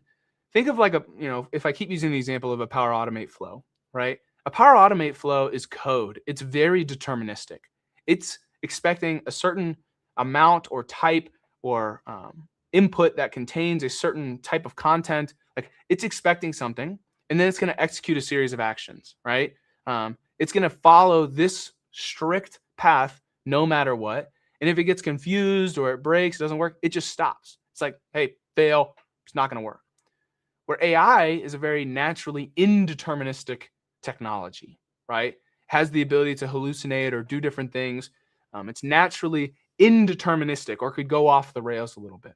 And so understanding where these tools, all within Copilot Studio, fall on this and how they fall on it, I guess, is going to be really important to know, so that we can make sure we're selecting the right tools for the job. Here's some key points that make good tool setup. So a couple that I want to call out is making sure they're relevant. All right, let's not connect unnecessary tools to our agent. If I'm building a finance department, a tool for the finance department, an agent, for the finance department, is there a reason for it to be connected to HR data, right? Like I used that example earlier. Is there really a reason to have access to those SharePoint sites or Excel documents or whatnot? If there's not, then we should be proactive and having good tool setup and not adding those things. Okay.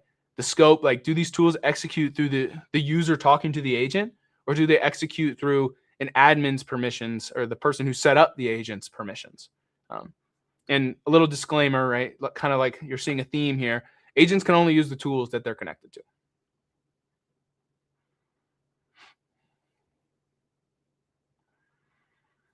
Okay, so tools generally, I'll throw an asterisk on generally, are set up inside of the topics of our conversation, okay? And there's one more piece that's also going to go in there.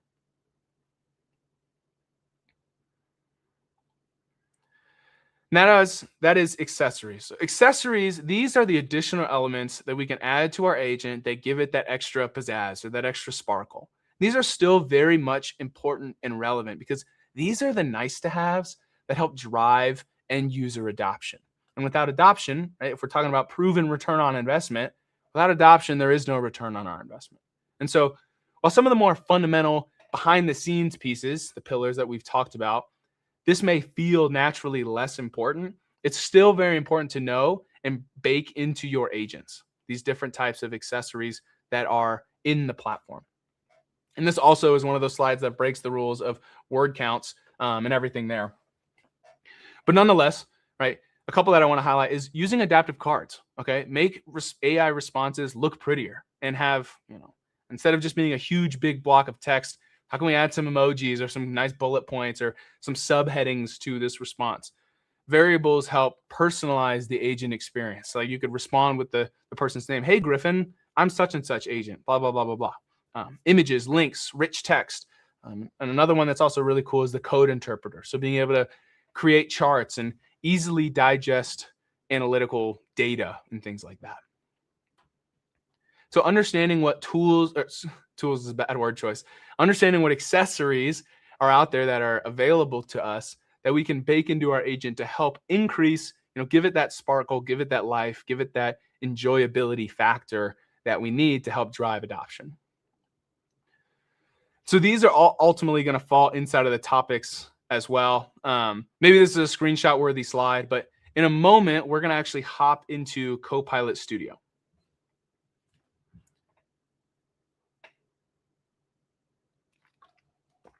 We're going to get in there and I want to show you how these different pillars all relate to each other on our sales intelligence agent that we've set up.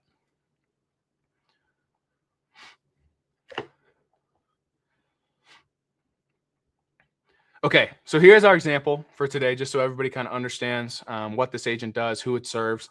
So let's say our company sells commercial grade coffee making equipment. I've been on a little bit of a coffee kick, I must admit, recently. So I went with this. Now, let's say we have about 30 employees in total, 6 of which are direct sales team members. And our sales team is highly collaborative on all the sales and customer interactions. All 6 people are responsible for all of our deals. So we've built a sales intelligence agent to help our sales members with the following things. We want to understand the company's current top priorities and why they are. We want to provide learning lessons from recently lost opportunities. We want to find any natural upsells and cross-sells to the current customers in our database. And then we want to help team members know what to be focused on in that moment as well. If they're confused on what to do, they log in, they don't have anything on their task board. Hey, agent, what should I do today? We want to be able to tell them what to do and which accounts to focus on. So if you want to, you can go to Copilot Studio here. I just wanted to show this. Now, this agent that I've built is not available to you. It's not a workshop, unfortunately. We don't have the time for that. But here is where you can access Copilot Studio and where I will be, where I've built this agent to kind of click around and show you as well. So, okay. Looks like that seems to be showing all right. Sweet. Okay, so here I am within Microsoft Copilot Studio. And if you click on agents, here I have my sales intelligence agent. I'm going to zoom in here a little bit as well because I think that's a little too far out. Let's zoom in. Okay. So as this is starting to load here, let's talk about our 5 pillars, all right? So the first pillar being behavior. And the main piece of that, as we talked about, are the instructions, okay? Now, your name and your description and your model certainly do play a part in the behavior, but we're not necessarily going to get into that as a part of this conversation. But you have what are called your instructions, right? And your instructions is basically an 8,000 character text box, okay? And if you remember some of those points around what are the best practices for instructions, right? We've aligned with those in giving our agent a role. We've given our agent a primary objective, and that's to generate sales reports and use CRM data and these different things. We've outlined the core tasks to generate sales intelligence reports, as well as summarizing top opportunities and things. We've given it output rules. We've given it an audience and tone and all these different things. We've also given it kind of some ambiguity handling. What happens if it's not confident in its answer, right? What should it do? We don't want sales team members to be confident in an incorrect assumption that the agent made, right? And so we want it to tell the agents, hey, I might not be totally sure about this. Sorry. We want the agent to tell the team members, hey, I might not be totally sure about this.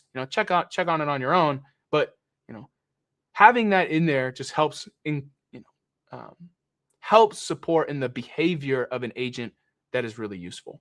And I think from a large language model perspective, having these sections doesn't necessarily improve performance dramatically. But from my perspective as a human trying to digest what this agent does, right, this is incredibly helpful to have it broken up into these sections. As we think about knowledge, I've added 2 knowledge sources to our agent here. Okay. And that is a product spec sheet and an about us statement about our company. And the reason why I have this is because I'm not expecting sales agents, sales team members, I need to stop saying sales agents, sales team members. I'm not expecting them to say, hey, what's our company do? Right? That's not what I'm expecting. They probably know, right? But I want our agent to have extra context as far as what our company does, what our mission statement is, what is, how we want to conduct ourselves and do business with others. I want our agent to have that extra context.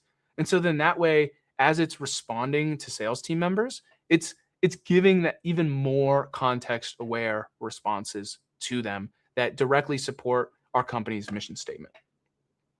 And as well, if you click into these, making sure you add accurate descriptions to your agent or to your knowledge sources is really important as well, because this tells the agent when to go and reference this document, right?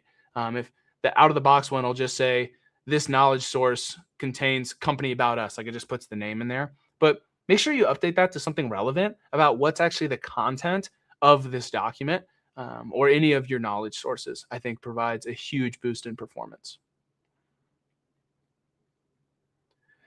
I also just want to call out, we have strategically not connected to Dataverse as a knowledge source. We're using Dataverse as kind of where we're storing all of our accounts and contacts and that sort of information.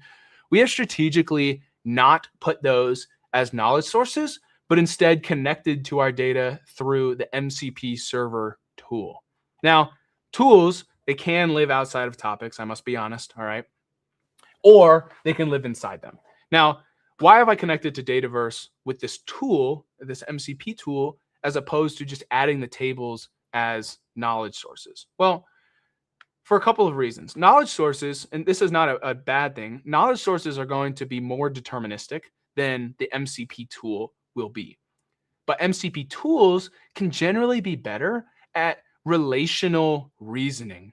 And what I mean by that is our data is in a very relational database. It's all stored on the accounts table, the contacts table, the opportunities table, the products table, and these are all related to each other.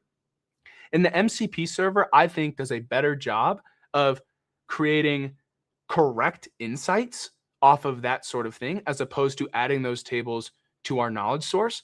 And we still have enough controllability with the MCP server tool. And so specifically what I mean is if you click into this,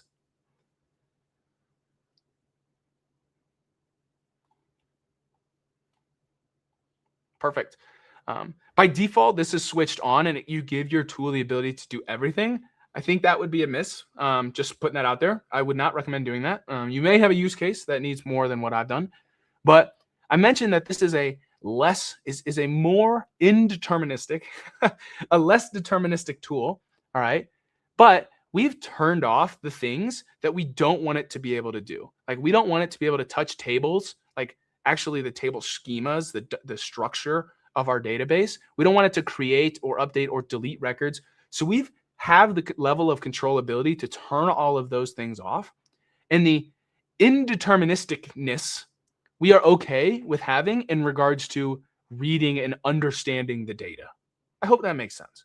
Like the level of controllability here still gets us what we need while giving us better results without going too much off the rails and giving it too much uncontrolled power.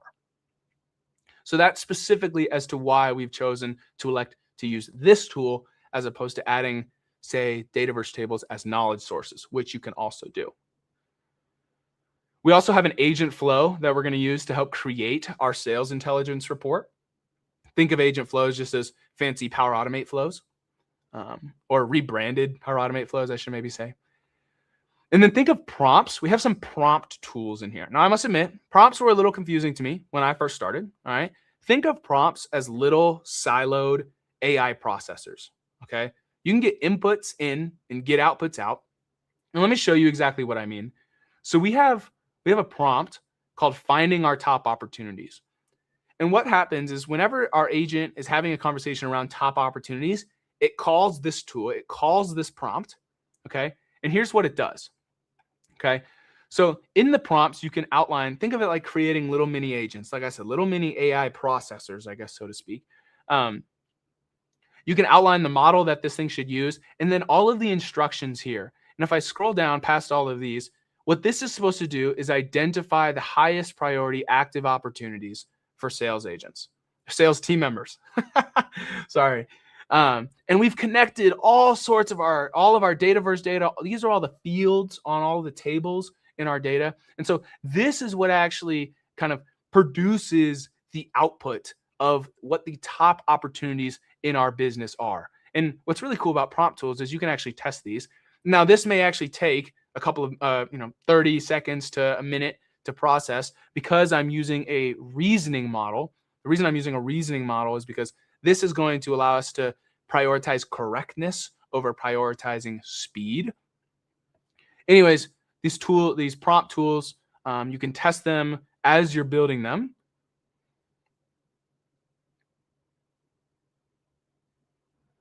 And I recognize we're almost at time. Okay, this is taking longer than I would have thought.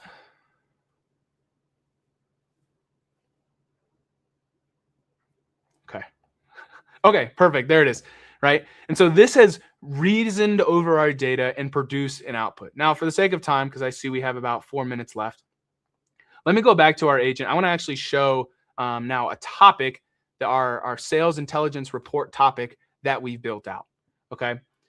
And I guess just to close tools, we have added tools for all of the different parts that we want our agent to do. We want it to find recommended actions. We want it to find upsells and cross-sells. We've built out different prompts to do all of those things.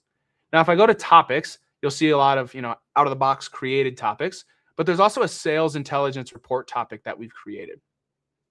And your topic trigger, just like a flow. Sorry for all the comparisons to flow, but this is your topic trigger. This is telling the agent, hey, when should I start this conversation flow, right? So we're saying whenever somebody mentions anything about a report or a sales intelligence report or anything like that, we want you to follow this logic. Okay, we have it send a couple of messages, and then we see we're using all of these prompt tools. Okay, kind of all in a linear fashion, and then ultimately what we're doing is we're bringing this into a agent flow that creates our sales intelligence report and then outputs that here. Now this takes a couple of minutes, so I want to just go ahead and get this started. Just to kind of wrap up our demo.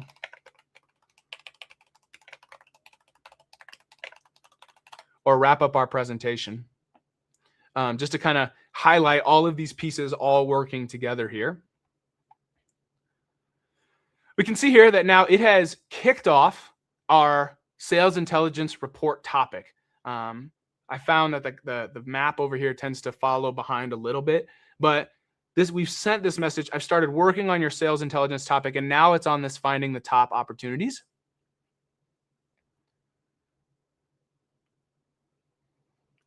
And to kind of help make this all fit together, maybe add some extra context, all of these prompt tools are the sections of our report that it's going to output. Okay, so it's going to kind of query and find all of these information, get all of the content of these sections, and then that flow at the end is going to fill it into a downloadable report. And so here, yeah, now it's caught up. It's finished the prompt tool. It's gotten its output, and then it's gone ahead and sent this kind of update message. Now, the reason I have it sending these update messages is because I recognize that all of this processing, again, we're valuing correctness over speed, may take time, right? And if I'm chatting to the agent and I said, hey, give me a sales report, and I hear nothing for 3 minutes, I'm going to think something's wrong after 30 seconds, 45 seconds, 2 minutes, right? I'm going to respond again and whatnot. I wouldn't want our agent to get confused.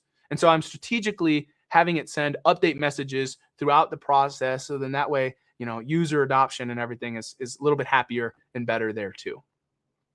It's almost done here. I don't think I could have cut it any closer on time.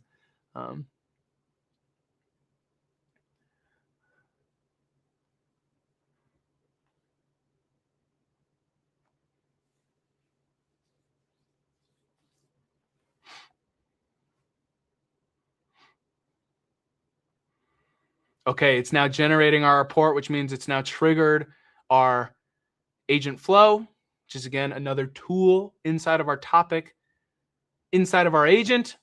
Okay, it's completed that, it's outputted it, and we can actually download this. And if I open it here, I guess I realize it may not open actually on this tab itself.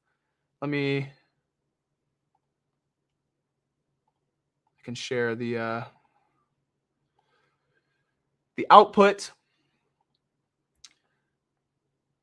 And so here is actually what it has outputted. So it has outputted the content from all of those prompts, filled them into this document and everything there. So that is, I guess, in a nutshell, how to architect an agent. I'm going to share this final slide. If I go back here.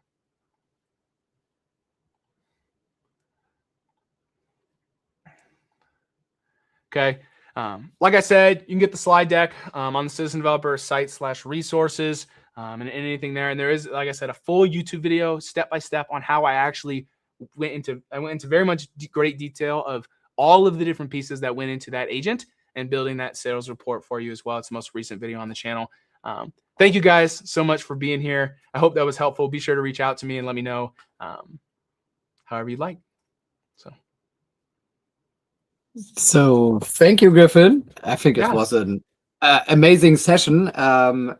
I would say you can rename it in Copilot Studio in a nutshell. Yeah, you can. Really, really good. So I think there was no questions in for this session, but I have a question. So yeah, but I hope you are really good connected with a product team. So I'm a SharePoint guy, so I work for more than 25 years with this product, and one important topic to this, as I tried the first time Copilot Studio, I tried it with SharePoint, and I would say it was a disaster. And when I tried it again every few months, it would be a little bit better. And so Bülent said to us in our workshop, so there's no, at the moment there's no MCP for SharePoint. So do you heard anything about the future developments regarding to the SharePoint integration into Copilot Studio? I think it's a hard topic for me. You're putting me in a tough spot here. I guess I don't know how I can answer that question, No, I guess I would say I'm not too sure. I feel like in my experience, adding SharePoint documents directly to the knowledge source site has decent, performance. But I also think that can be tough because then you have to kind of manage the documents that are in there. And if they change and everything, you have to go back and update what's attached to your agent. So I think that can be tricky. I mean, I think ultimately, to your point, I think Copilot Studio is an incredible tool. Like I think it's a really cool platform, and why I spend so much time learning about it and sharing what I'm learning online. But it is also very new as well. As much as we like to think like, man, we could build 10,000 agents right now and automate everything in our business. Like, there are still a lot of limitations with the platform and with the tools that are available. And I recognize that. I'm sure Microsoft recognizes that as well, as much as they're trying to, encourage people to start learning the platform and using the platform to help their businesses. So I think it's maybe just the growing pains of where we're currently at. I mean, Copilot Studio is only like, a little over a year old at this point. And when it came out a year ago, there were countless bugs. Like I would love to say it was an awesome platform, but it did feel a little half baked, especially at the time. And so now I think we're to the point where it doesn't feel so buggy. It feels like when you're building agents, it's like doing what you're doing, but there's still just a very much steep learning curve. And the technology inside the tools I still think has a little ways to go before it can really be, everything that, people say it is, I guess. It's on the line. I think, yeah. So it's like everything what Microsoft does based on Dataverse, everything works really good, I would say. And so thank you for your session. The next session is in 10 minutes with Furman Trotman regarding the topic SharePoint and versus Excel task management. Back to the basics, back to SharePoint. I thank you. I know you have a really, so we have a minute for you. You have a really interesting session in February. Would you say 2-3 words about your? Yeah, absolutely. I would love to. Yeah. So me and some other agent Copilot subject matter experts, myself, Donna Sarkar, Scott Durow, Chris Huntingford, and Andrew Welch. I really do mean, I think they, especially them, they're some superstars when it comes to this sort of stuff and real subject matter experts. We have put together a program called the Agentic Strategy Blueprint Program to help empower organizations develop their agentic strategies. How do they go from zero to hero to frontier firm in the next 90 days? How do they get agent ready in the next 90 days? And so you can find all sorts of links all over my LinkedIn and everything as well. We're looking to put together kind of the first cohort of that program in late February. And so I'd recommend to anybody out there, at least check it out. And if you're interested, shoot me a message. We'll see what we can do to help get you in there and everything there. So some super cool thing coming together. It's basically going to be 5 one-hour sessions. You'll get all sorts of downloadable templates and guides that you can take with you and apply directly to your business as well. And I think it's applicable to Power Platform professionals as well, as we're helping organizations do this too. So yeah, thanks for that. Really good. Yeah. So if you want, you can send us the link. We will put it into the show notes. I think this is a really, really cool workshop, or it's a workshop how you call it. I would say it lines more with like session presentations, but there is a pretty heavy focus on live Q&A as well, depending on which seat you get, because we obviously can't answer hundreds of people's questions live. But nonetheless, like there is very much that element as well. And it's much bigger than Copilot Studio. It's really the approach of enterprise grade agentic AI across the entire Microsoft ecosystem. So. Really good. So thank you, and have a nice day. See you. Yeah, thank you for having me. This was awesome. We'll see you. Bye.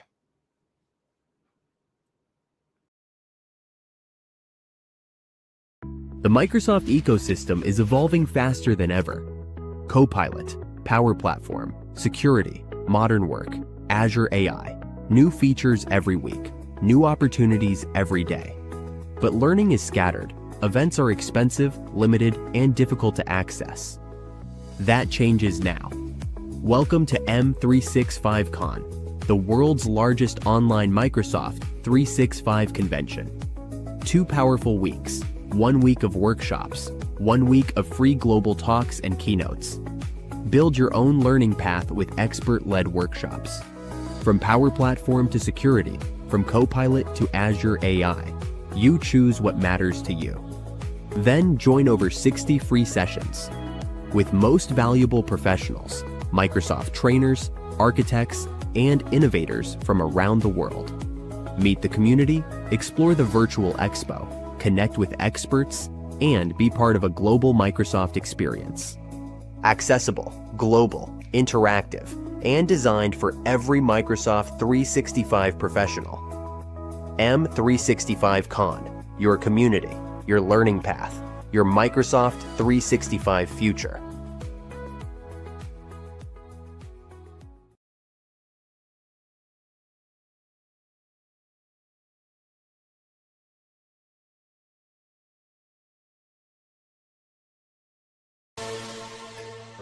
Welcome to Power Bros Knowledge, where Power Platform meets pure innovation. Your business runs on chaos, approvals lost, data scattered, time wasted. We know that pain.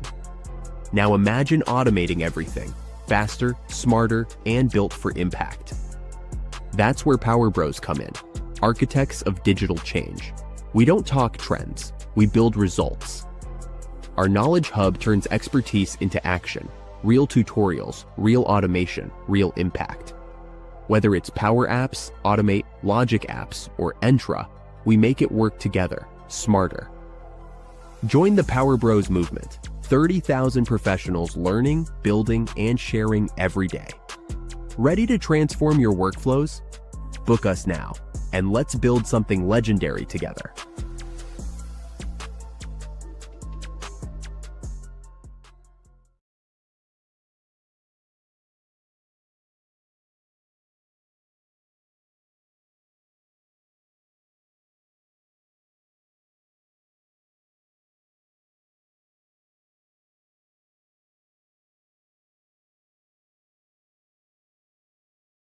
Hi, I'm Sean, and I train people to become Power Platform Solutions Architects. If you're watching this, you know Power Platform, but be honest, when you're building a solution, are you using the best tools to solve the problem, or just the tools you know? If you love building powerful, scalable solutions that make your company money, let me share why our training is different. We've noticed that the best architects know a series of best practices and they apply them to every project. So we took all these best practices and put them into this course.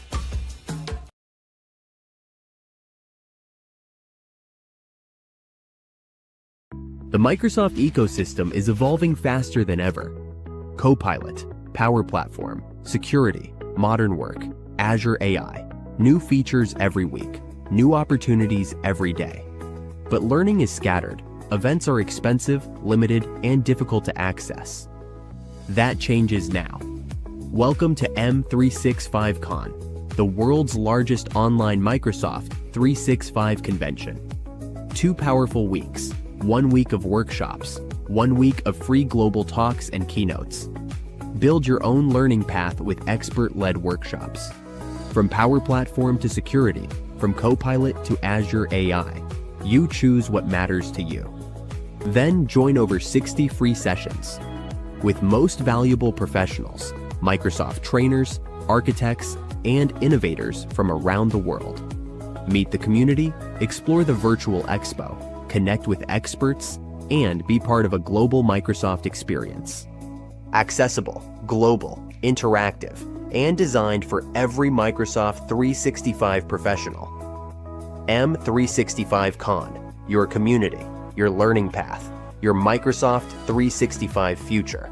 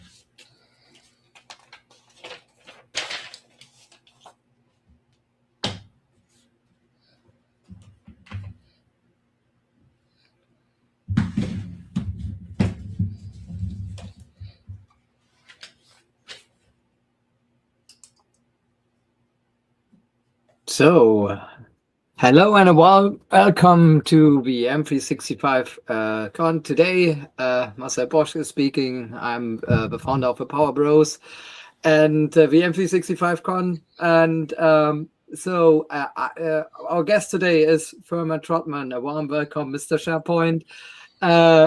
The topic is SharePoint versus Excel task management. You can start. Welcome. Marcel, appreciate that. So I guess I won't be able to see the chat during our session, but that's okay, Marcel. I'm assuming you'll pass me any questions that anybody might have, right?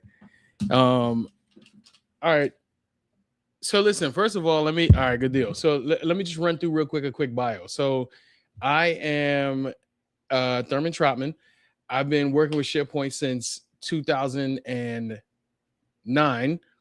back when it was SharePoint 2007, and I did a big chunk of it in the government space. I did that as a contractor for many years, and now I'm independent, still a contractor, but working with private and public businesses. I traveled the world a little bit, you know what I mean, back when I was younger, and a little bit more when I was older. I got a wife, 3 kids, you know what I mean? The house with the dog and the cat and all that, you know what I'm saying? There's a whole thing. All right, now listen. Today's session, what I want to do is show you SharePoint for task management. Because today, what a lot of people I think will do is if they need to spin up a spreadsheet or spin up a task list for their team, highly likely they're going to reach for a spreadsheet.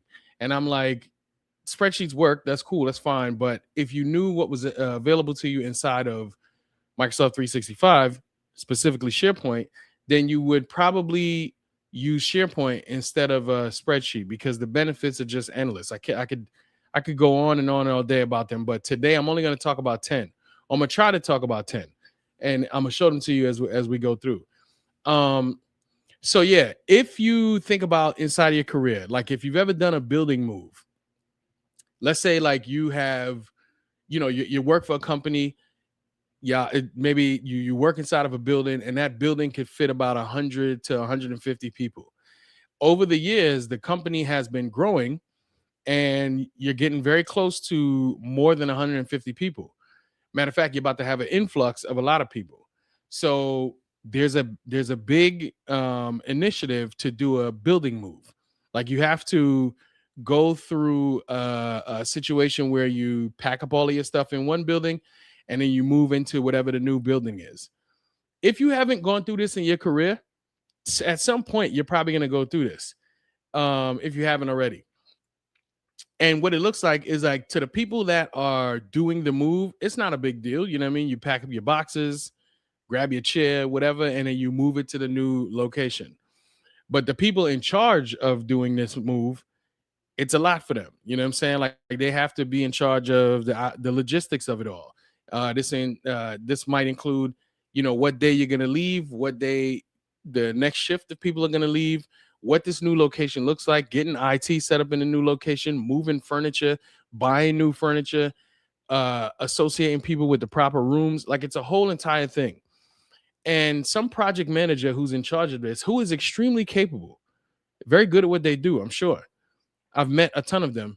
What they might do, highly likely, is create a spreadsheet to manage the tasks of moving from building to building. They'll create a spreadsheet, maybe at the bottom. Matter of fact, maybe on that first tab, they'll, call it instructions or whatever. And maybe on the next set of tabs, they'll divvy it up by department, or they'll divvy it up by, let's say you got multiple buildings, they'll divvy it up by building. I don't know. But the point is that project manager will create the task list inside of a spreadsheet, and then possibly send that spreadsheet out to everybody on the team and tell them, hey, this is the spreadsheet that we're using to track all the tasks. The problem with that is that as soon as that project manager hits send on that email to the team, let's say it's like 10 people on the team. As soon as the project manager hits send, the project manager has now made 10 copies of that spreadsheet. First step where, we're going to have a problem with the data. Let's say this project manager is like, you know what? I don't want to send it through email. I know the problem was with email. I'm actually savvy. I'm going to use SharePoint. I'm going to hang the spreadsheet inside of a SharePoint library and tell everybody to go use that link, use that central location of the spreadsheet. So the project manager uploads the spreadsheet to SharePoint, to a SharePoint library, sends everybody the link and says, hey, use that to track all the tasks. That's where we're tracking all the tasks. That's a good upgrade. I like that because it centralizes everything. You don't hit send on an email and copy out the document everywhere. You centralize all the information inside of a spreadsheet. Cool. But the problem with this now is when someone goes to access the spreadsheet and they do something to it. They're like, I'm in the HR department, so I don't really care about what finance is doing. Let me filter these items to show me all HR. And then I want to also hide these columns that have nothing to do with me. I only care about the task description, and the date that it's due. All that other stuff, I don't care about. So I'm going to hide those columns. When the person who does that for HR does that, and then they close the item out and then leave for the day, or maybe they don't close it out. They just leave it up and go home for the day. When I come in, let's say I'm in the finance department and I come look at this spreadsheet, I have to undo everything that this person in HR just did.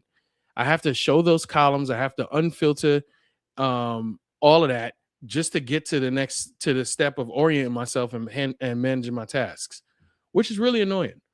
Number two, the other problem with that, let's say that, I don't start hiding columns and filtering things, right?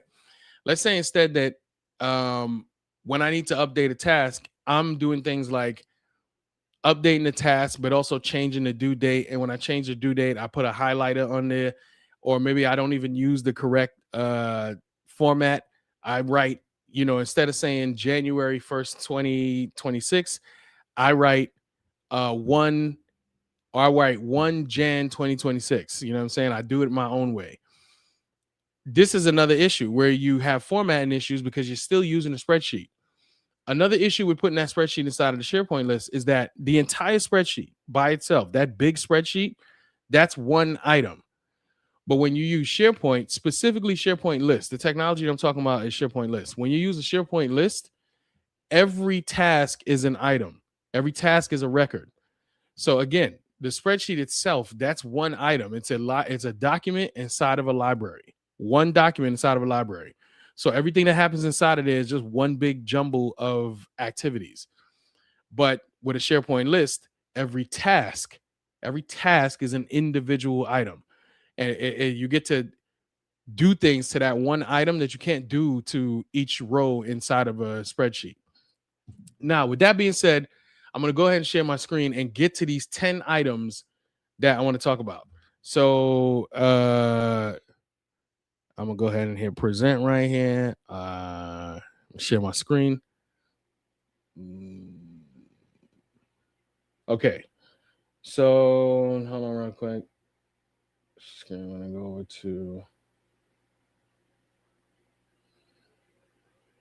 Oh, okay. All right. There we go.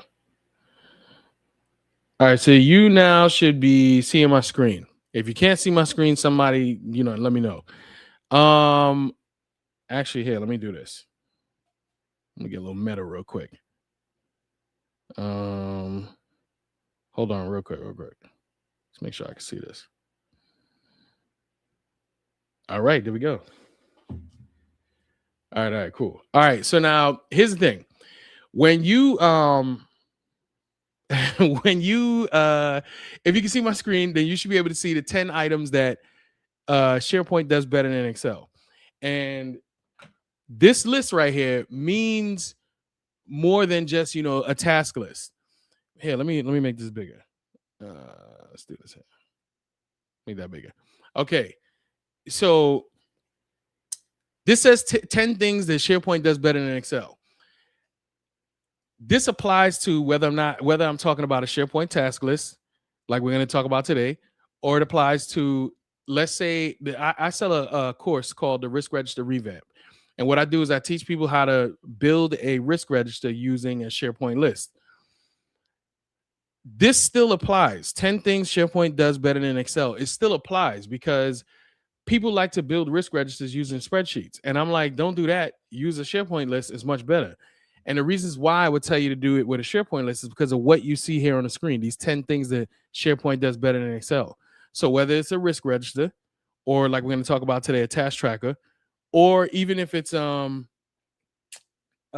inventory tracker, you're probably going to pull out a spreadsheet and try to do your inventory tracking in a spreadsheet. I would tell you it would be better in a SharePoint list, and use this same list right here, 10 things SharePoint does better than Excel. I would still tell you to put your inventory tracker in a SharePoint list for these same reasons. So it's not like what I'm about to tell you today is specific to SharePoint, is specific to task tracker. It's just universal. Every time you think, yo, I'm about to create a spreadsheet to do this, I would tell you, relax, slow down, you know what I'm saying? And think, would it be better inside a SharePoint list? And I'm willing to bet it probably would be, you know what I mean? So now let's go through these. So first of all, number one, here, let me make it a little bit more bigger, just in case. See if y'all can see that. Also, I want you to know, if I'm not briefing from any slides. FYI, what you're looking at right now is a SharePoint site. And I just embedded my PDF on this site. So, you know, if you're interested in no longer briefing from PowerPoints and all other stuff, you could do this right here. Just brief on directly from SharePoint pages. Anyway, so this is the homepage of my headquarters building move site that we were talking about earlier, where we're going to track these tasks. The number one reason why SharePoint is better than Excel is because user information is automatically captured. That's this one right here, number one. So when collaborating with others, SharePoint easily records any action taken by all users. Now, if you remember when I told you earlier that one spreadsheet is a document inside of a library, that's one item, or it's one item that you would send out in a email. But when you're dealing with a SharePoint list, every item is a record that keeps track of the things that people are doing. Now, here's an example. See right here where it says building tasks? I'm going to click on that. And then I'm going to go to,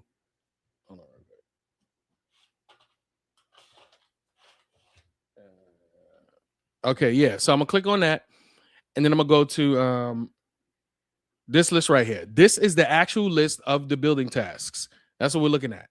So if I wanted to see what was happening on this specific record, secure a lease for the new space, just this one item, I can see it was modified 40 minutes ago. You know what I mean? That's what happened on this specific item. That's a task. So that's one of the tasks for the building move. And I can see 40 minutes ago, Thurman updated it. Now, if I went and clicked on details right here, I could see more about what has been happening with this specific record. Also, SharePoint moves way faster than this. The only reason it'll be moving slow right now is probably because I'm broadcasting. So I could see the activity on this item was back in September on the 27th. Thurman, that was me, commented that, you know, I've secured the lease, see attached, and I edited the item that day. But also today, me and Miriam edited this item. And here's Miriam's comment. She also edited 49 minutes ago. It says, okay, but who is the right parties? That is Miriam doing things on this item. So that's the way I can see, you know, things have happened with the item. In addition, if I wanted to get a little bit more granular, I could look at the version history and see step by step of what's been happening. And I can also restore that item. So again, if you were, I'm gonna go back to the homepage. If you were doing this in a spreadsheet, everything I just showed you, you wouldn't be able to see what's happening on that individual task. Because again, your whole document is one item inside of the library. So you can see, you know, different things that are happening to the document. But because you're doing tasks and you're tracking tasks, you want to see what's happening to each individual one. So that's an item. That's something you get that you don't get inside of a spreadsheet. Now, number two right here, multiple users can interact simultaneously. And too many people in a spreadsheet at once can get chaotic. And that's not an issue inside of SharePoint. Tons and tons of people can access a SharePoint list at the same time, and you won't run into the issues that you would if everybody was using a spreadsheet. The problem is spreadsheets, as you interact with the spreadsheet, it changes it for other people. So if I get in there and I want to like hide columns and filter, you know, roles and all this other stuff, it will affect me. Like if the HR person does it and then I come in as finance, like I was telling you earlier, I have to undo all that stuff because they have changed the spreadsheet for me. But it gets more chaotic if everybody's in there at the same time, moving things and changing things. Microsoft is working to make that better. I've seen it get better over the years, but I would be the first to tell you that a SharePoint list by default, it just handles that. You know what I'm saying? So use a SharePoint list. Now, number 3, this one says that you could control the data you collect. So if you're collecting data from other users, SharePoint puts an end to people creating their own columns, writing TBD and date columns, bolding and coloring text and all of that. You know what I'm talking about. If you send this task list out and you tell everybody to, you know, make sure they keep their tasks updated, they start to do things like bold columns, highlight things like I was talking about earlier, removing columns, doing things that you did not ask them to do. Even like instead of writing in a date or putting the date in a proper format, like I mentioned, they might write something like I said right here, TBD. I don't need TBD as a person tracking this task. I need a date. And I need that date to, you know, make sure I'm planning everything properly on this project of moving into the new building. When you have SharePoint, when you use a SharePoint list, you eliminate that stuff. You can do it like this. Let me show you something. So back to my screen here. Oh, my bad. So look, up here in the corner, it shows who I am. This is Thurman. But I have another screen open here with another person. And this is MG. This is Miriam. So you can see I'm logged in right now as Miriam, and I'm looking at the same building tasks, right? Now, if I need to update an item, let's say, let me refresh this real quick, but let's say I need to update that first task again, secure a lease for the new space, right? I'm Miriam again. Remember, look up here. This is me. I'm Miriam, right? I come in here and I'm like, I'm going to update this. And the due date is actually not the 7th. It's actually supposed to be let's say it's supposed to be February 7th, not October 7th, right? Now I can't come in here and say, you know, 7 Feb 2026. See what this does? Automatically, it says enter a date like this, 2/23/2012. If you can see that. Let me see if I can. All right, it went away. But here, let me do it again. 2 Feb 2026. It just keeps going back to the regular date because I can't do that. Let's say that I said TBD. I can't do that either. Here, let me try one more time to see if I can get you to see it.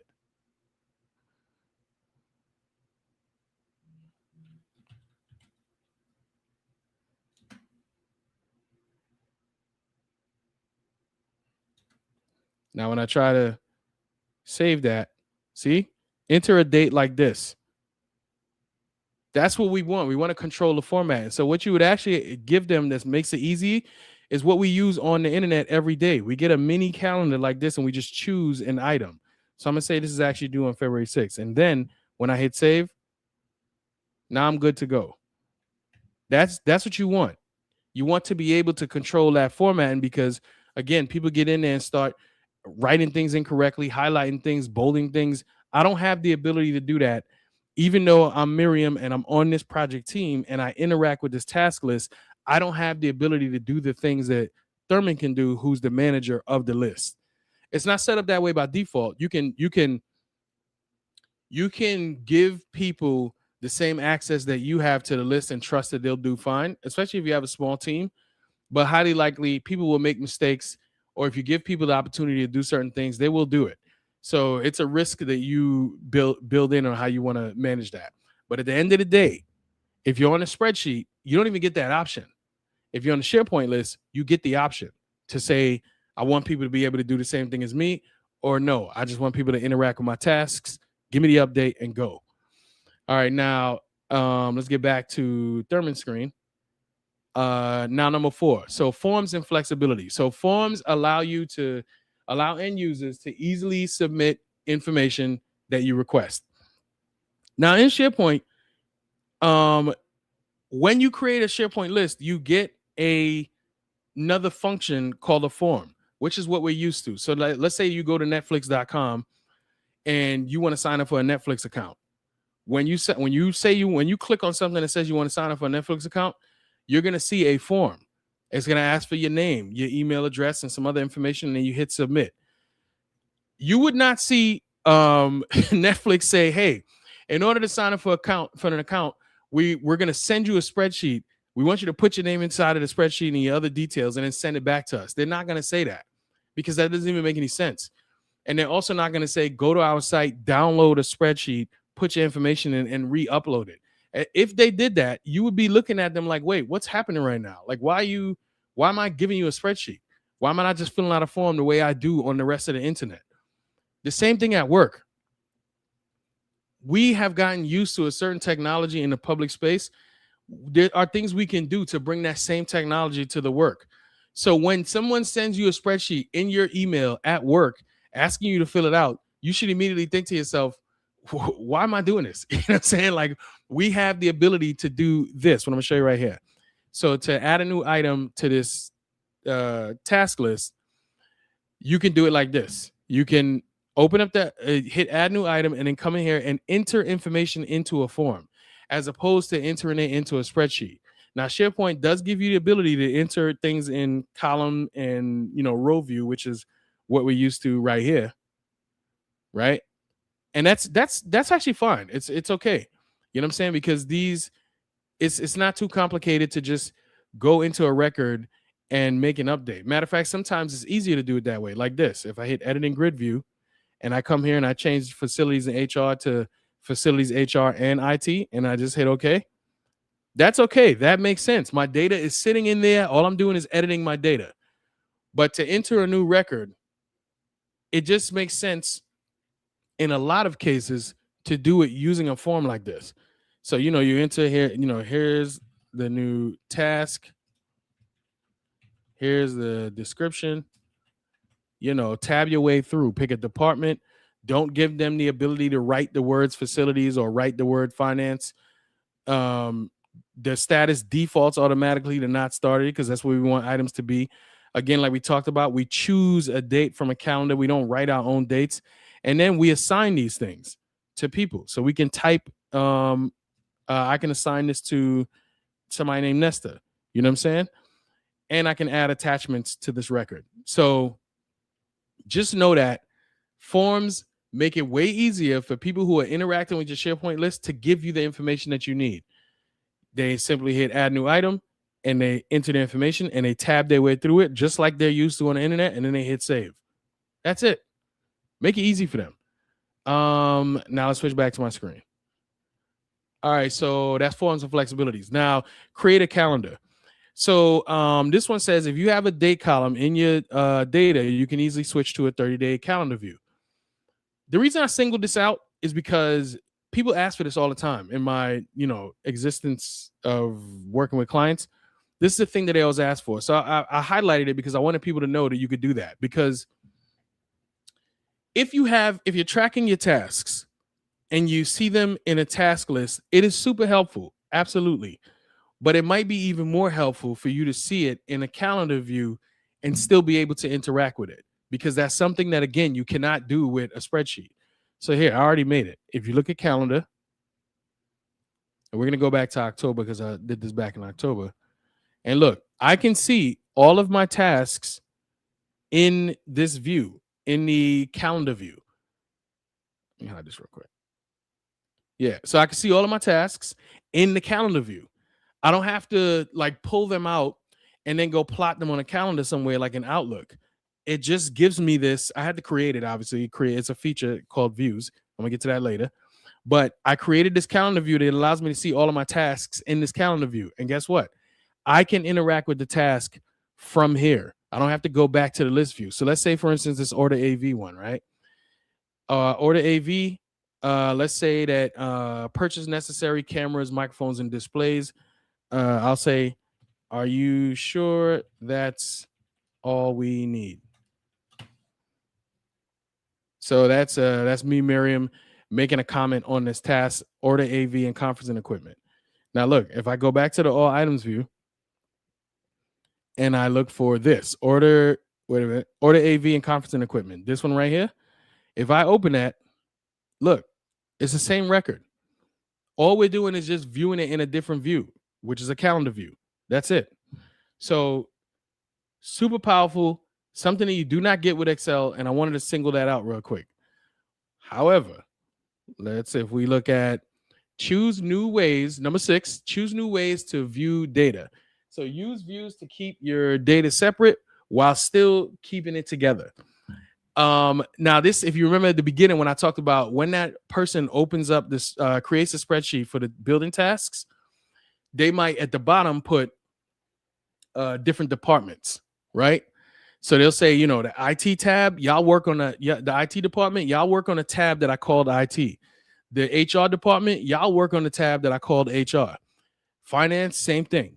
You don't want to do that, you know what I'm saying? Because when you do that inside of a spreadsheet, you get into this thing where you go to the IT tab and you see that IT has marked it complete. So then you say, okay, let me copy that information and put it on my main tab, which keeps the overall status of all these items. So I'll mark that item complete on my main tab. Can you do that? Again, yes, you can.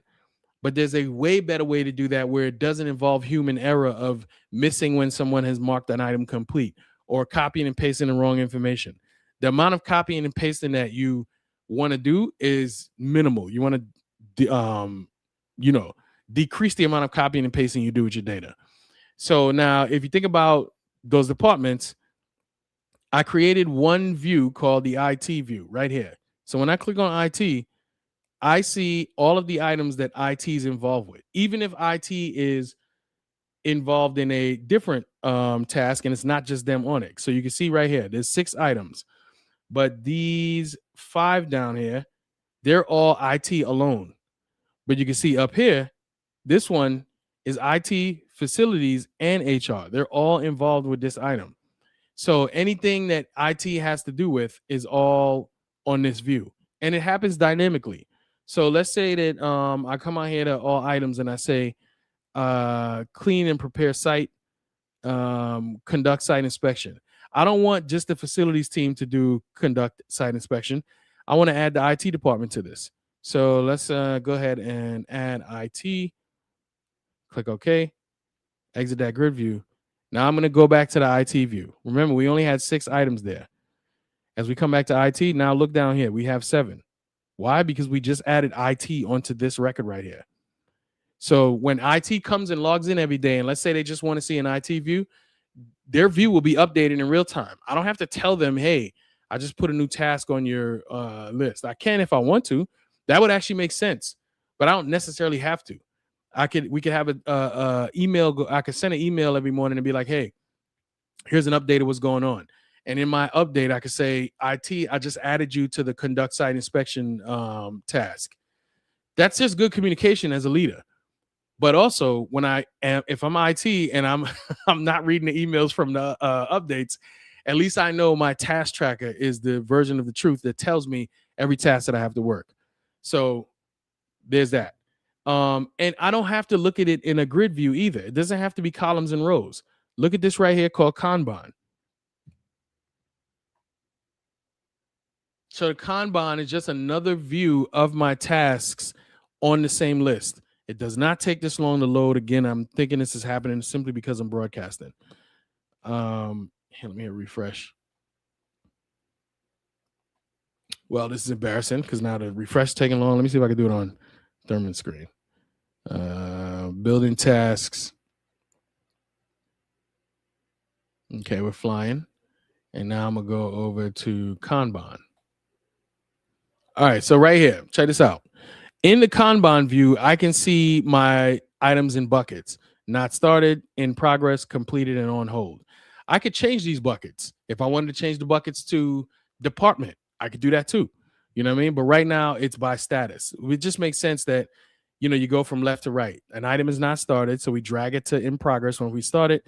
Then we drag it to completed when we're done. And if something is not falling into those 3 buckets, we just drag it to on hold. Now I want to show you, let me see. So when we went to, because I'm going to show you to update the same task from that same view. So we just added, conduct site inspection. This is not started. And we put facilities and IT on it.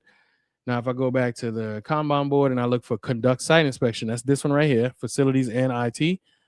Let's say we're ready to go. This thing is now, Patty says she's ready to move out on this. So we drag it over to in progress. And simple as that, conduct site inspection is now in progress. I didn't have to go back to my all items view in order to update that. So this is fine. So now if I come to the all items and I look at conduct, where to go? Conduct site inspection right here. You can see it's now marked as in progress. So every view updates because it's all the same data. It's just separated by different views. That's it. Nothing else. All right, let's go back to our one pager. So now you could use a landing page or a website. So instead of sending an email with the details in a spreadsheet attachment, just send a link to a page that you design and you can update whenever you need to. Now, I don't think I have an example of this, but I do want to explain what this even means. So you can build pages inside of SharePoint and do pretty much anything with them. Imagine a situation where nothing is tracked. So anything you're tracking, I believe that it's never just that thing. It's more than just that thing. It's, let's say, for instance, this building move. There's a, tracking information. So there's the tasks. There's a point of contact. There is a overall strategy.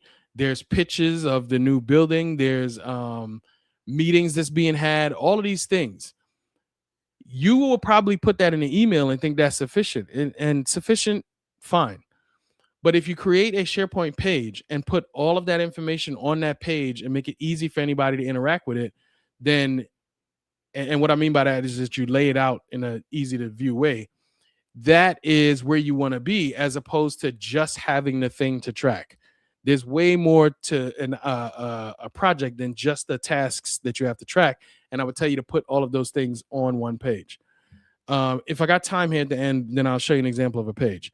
All right, so central location versus emailed copies. So SharePoint gives you one version of the truth. The moment you hit send on an email with a spreadsheet attached, you have made separate copies of the spreadsheet that you're now on the hook to manage. I spoke about that earlier. Quick reiteration is just that when you put things inside of emails and you send them out as attachments, you're making copies of the document and you're making it difficult now for you to manage all that information. You want it all together. You don't want to separate it. That makes your life harder, and it makes the project team, it makes their life hard too. Number 9, control permissions. So decide what data users can see and if they're allowed to edit it. So a quick example of that is, people getting your spreadsheet, interacting with it in a way that's kind of annoying. You know what I'm saying? Like I said, hiding columns, deleting columns even maybe by accident, doing all kinds of things, right? In SharePoint, you can turn that ability off. And here's an example. I'm going to go back to the building tasks, right? And because I'm the person who's managing this list, I get to put certain restrictions on the list. So now if I click on all items, you can see, let's say, for instance, I can add or remove fields from this view. So see task, description, department, status, due date, modified, modified by. Those are all the columns that you see in this view. But if I felt like it, I could say, I don't want modified and modified by in the view. I am the administrator of the list. This is what I want everybody to see on their main screen. Now, if I go back over here and I'm Miriam and I click on all items, I go back to the all items view. Look, I have those columns gone for me because Thurman, who's administrating the list, said that those columns need to be gone. And me, if I go, well, I don't like that, I want to add those columns back, I can't do that. See that? So I don't have the ability to now add those columns back that Thurman removed because I don't have those permissions. I do, however, have the ability to create a view. And when I create a view, I can create a view that I can see that no one else has to deal with, and I can add and remove whatever kind of columns I want inside of that view. So if I say I don't like the main view that Thurman made, I want to make my own view. I want it to be a calendar view, and I want to have certain things. I even want to color code it. I can do that in my view, and it doesn't affect anything anybody else is doing. So the main point is not all of the different ways that you could control the list. That's not the point that I'm making, even though it's a strong point. The real point that I'm making is that in Excel, you don't have that option.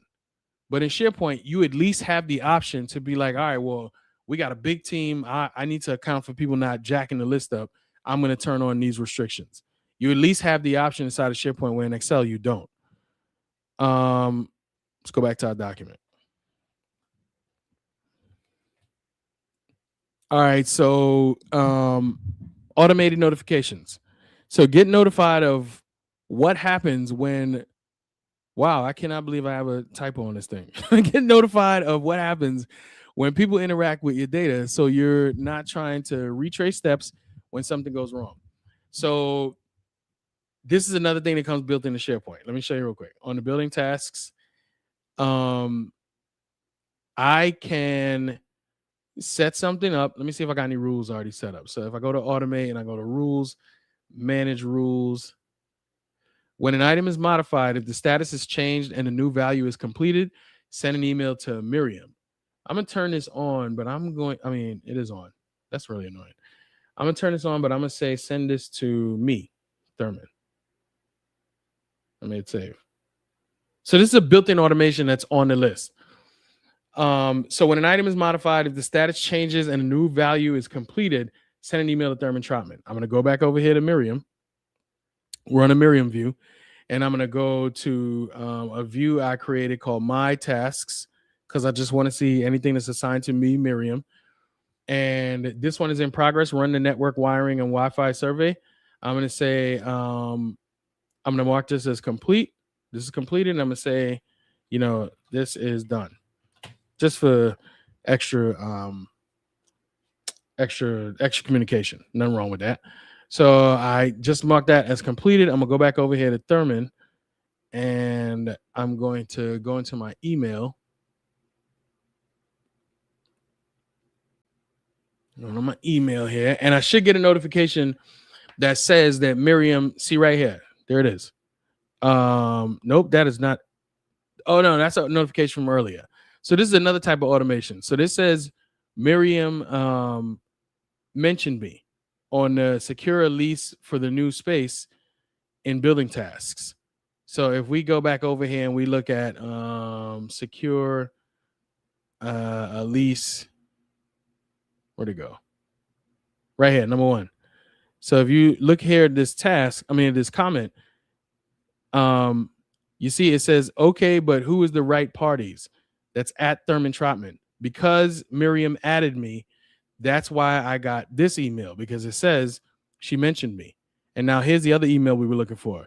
On run network and wiring diagram, Miriam Graham changed the status to completed. And so because I have this rule set up that says when something is modified and is changed to completed, notify me, that's why I got this. That's why I got this automated email.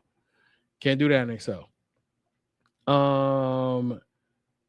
Now let us finish up with let's go back to the home page. I'm back on Thurman's screen. And so that's all 10. But the bonus is this right here. You're gonna have somebody on the team that's like, yo, I don't like this SharePoint foolishness, particularly the boss. Just give me what I need in a spreadsheet. You can still do that. You can go to the list, hit export to Excel right here, export to Excel, and then that will go to Excel, and you can send that to whoever's like, yo, keep me out of this SharePoint foolishness. But the cool thing about it is that if I export to Excel and I make an update on the SharePoint list, all I got to do is go back to the spreadsheet, hit refresh, and it will pull in the same information that is on SharePoint. So that means SharePoint is your actual one version of the truth. And the spreadsheet, all it does is just looks at SharePoint, pulls in the data, refreshes it, and gives you the latest, greatest. So even if you send it to your boss and your boss is like, hey, can you send this to me weekly, and forces you to do it, fine, you're stuck doing it. But if your boss is like, willing and open to some gradual change, you can say, I don't have to send it to you. You could just go in on Friday mornings to your spreadsheet, hit refresh, and it will pull in the latest, greatest data. And that is the truth. It will do that. So I'm not going to recap in the interest of time, but I will keep this page open so that we could talk about it in case anybody got any questions. So do we have any questions? Actually, let me see. Maybe I could swing this myself. Easy to follow. Cool. Appreciate that. All session on YouTube. Cool. Discover this and following. Excited to be here. Okay. All right. Good deal. Debo. Okay. That's for Griffin. Okay. Cool. And then, okay. So I don't think we have any questions. Am I correct about that? Let me see. Yes, you are correct. Okay. All right. Good.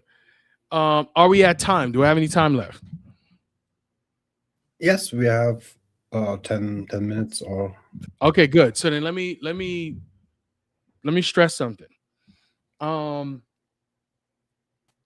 So everything that I've talked about here today is about SharePoint. SharePoint is a technology. And everything you're going to hear about today on the conference highly likely is going to be technology. It's a Microsoft 365 conference. But here's what I want to drive home. Let me see if I can stop sharing here. Furman, I have 3 other topics. What could be interesting for you regarding to that? What's going on? What you got? One is one point what we can add to the list, I think, is the versioning, because the versioning and SharePoint list is, I think, much better as an Excel where I could say back. This is a main topic and regarding to SharePoint. And what I'm a Power platform dev, especially I build Canvas apps and Power Automate workflows, and Excel list as a trigger is the worst thing I could think. And that's why I say a SharePoint list as a trigger is really good. I could modify the trigger in Power Automate, and this is really good to have a SharePoint list as I would say, database, question marks, as an Excel. And this is the same if you use it with Excel as an database for a Power App, and it's integrated. You can change the form directly in the Power Apps Canvas app, and I think this is, for me as a Power App dev, main advantages regarding to Excel. So Excel is for me an document, and SharePoint is an integrated database that I can reuse. And it's much more professional as an Excel list. And Excel list is for me ever been data who works 1 or 2 with it, and where we could share it and work together. But it's a document. And these 3 topics regarding to my experience with SharePoint and Excel is important. So I never built for a customer an app based on Excel. Never. And I will do this never. Right. I don't expect you to. All strong points, especially the converting the form. I'm going to go ahead and share my screen here again because Amol,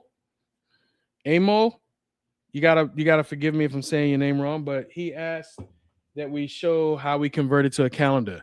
So I'm gonna do that really quickly. Okay, you have to re-add your screen on the top. Yep. Let me do that real quick.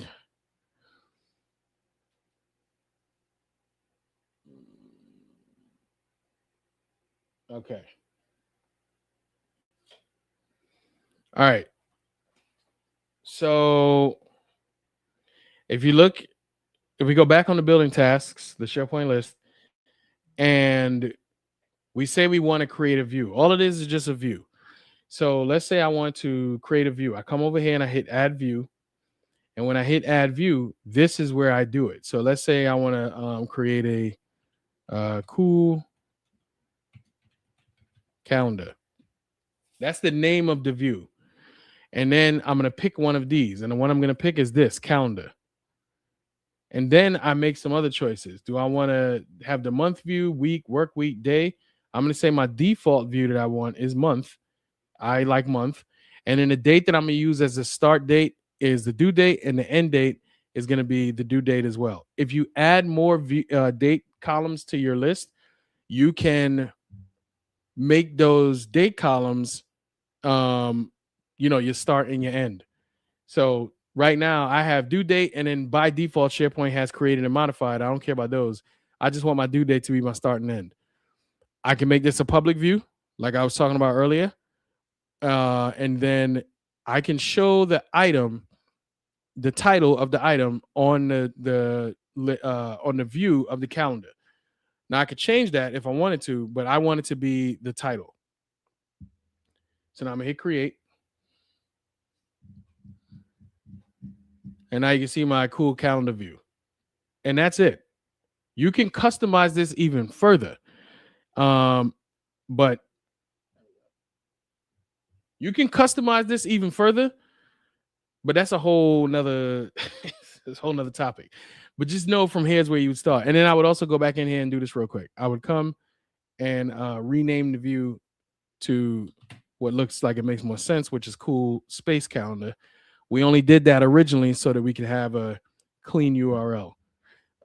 Also a topic for another day. But that's it. That's how you do it. Amo, let me know if that works. Now, before I left here, there is one thing that I wanted to point out, which I was going to say earlier. All of the stuff that I'm talking about, again, it's all technology. And technology is very important. SharePoint is a technology, Microsoft 365 technology. But what you need to understand is, even though that's what I talk about, that's not the primary thing that you need to focus yourself on. Working with these technologies, working with these tools, you need to focus on people.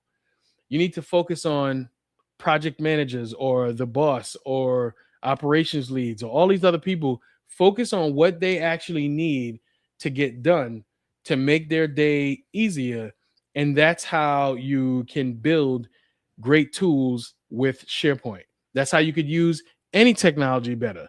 For instance, if you have to go to the gym is like a thing that you just go to. And let's say when you're going to the gym, you're like, I need to track my information. So you get a piece of pen and paper and you write down everything that you did in the gym that day. Every time you go to the gym, you write that information down. The pen and paper is a type of technology. And what you're using that technology to do is track what you did in the gym.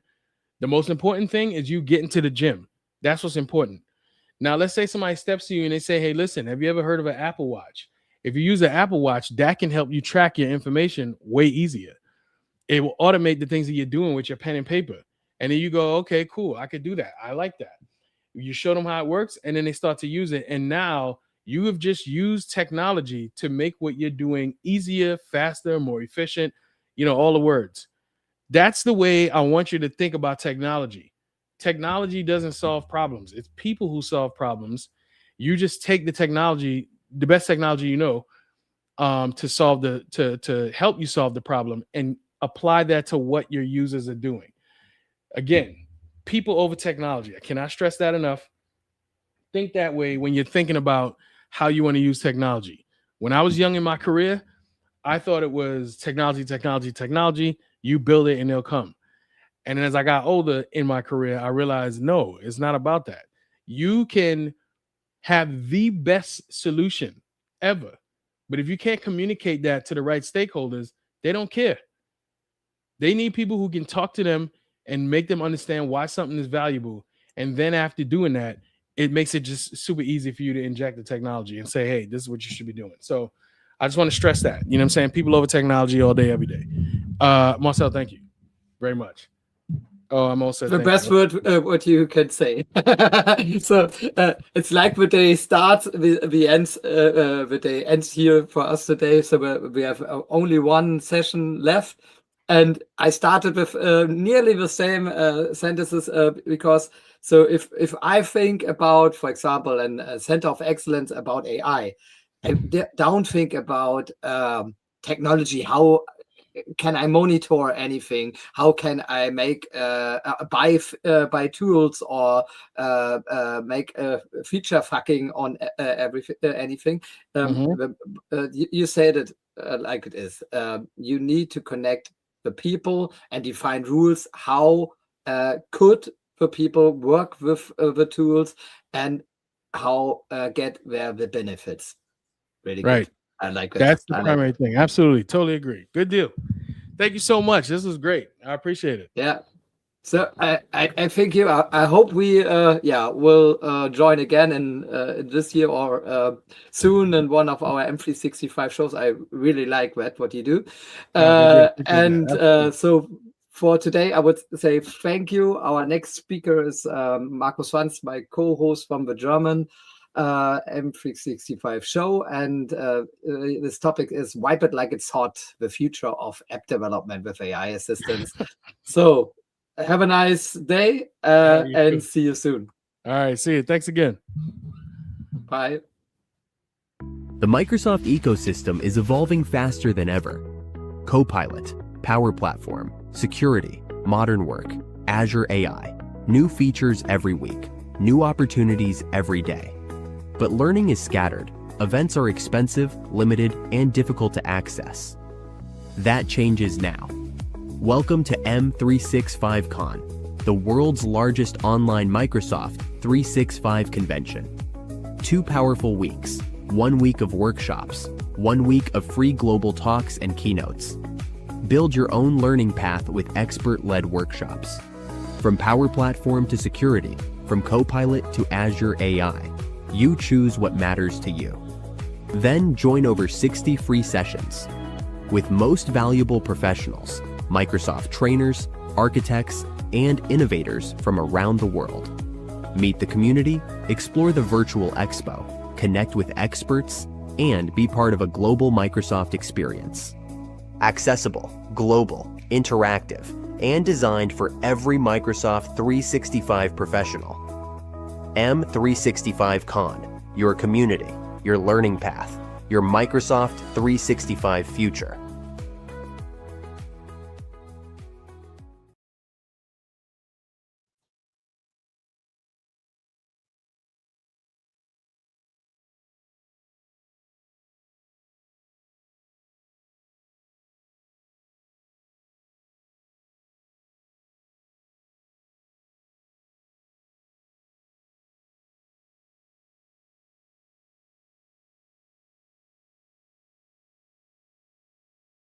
Hi, I'm Sean, and I train people to become Power Platform Solutions Architects. If you're watching this, you know Power Platform, but be honest, when you're building a solution, are you using the best tools to solve the problem, or just the tools you know? If you love building powerful, scalable solutions that make your company money, let me share why our training is different. We've noticed that the best architects know a series of best practices and they apply them to every project. So we took all these best practices and put them into this course.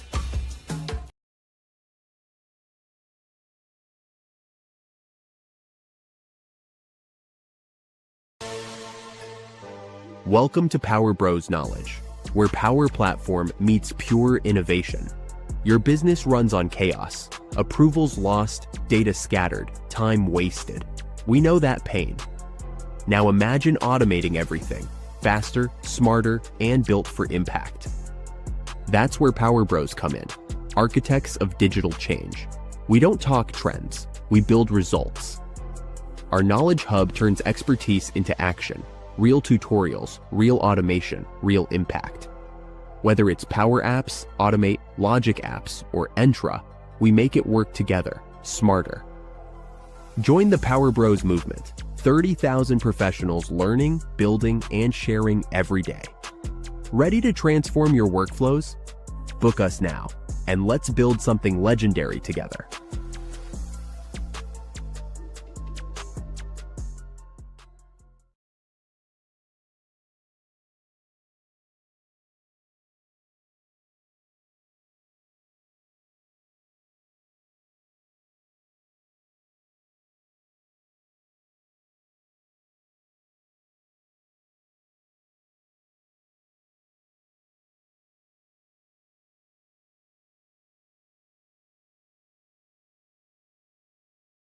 The Microsoft ecosystem is evolving faster than ever.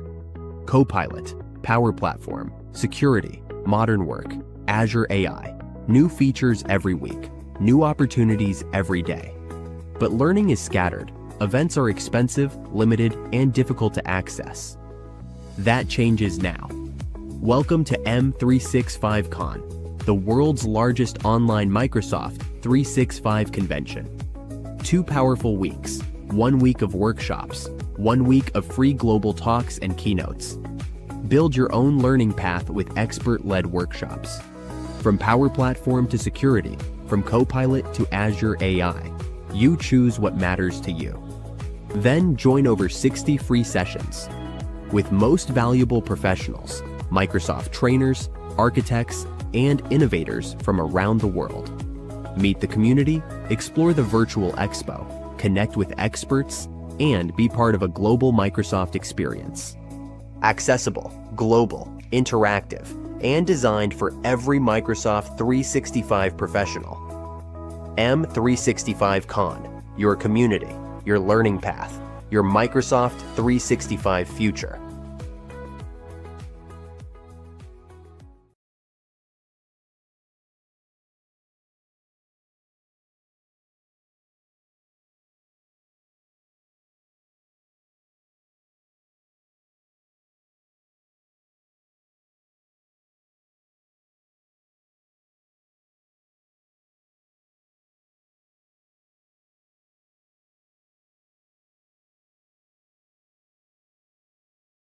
Hi, I'm Sean, and I train people to become Power Platform Solutions Architects. If you're watching this, you know Power Platform, but be honest, when you're building a solution, are you using the best tools to solve the problem, or just the tools you know? If you love building powerful, scalable solutions that make your company money, let me share why our training is different. We've noticed that the best architects know a series of best practices and they apply them to every project. So we took all these best practices and put them into this course.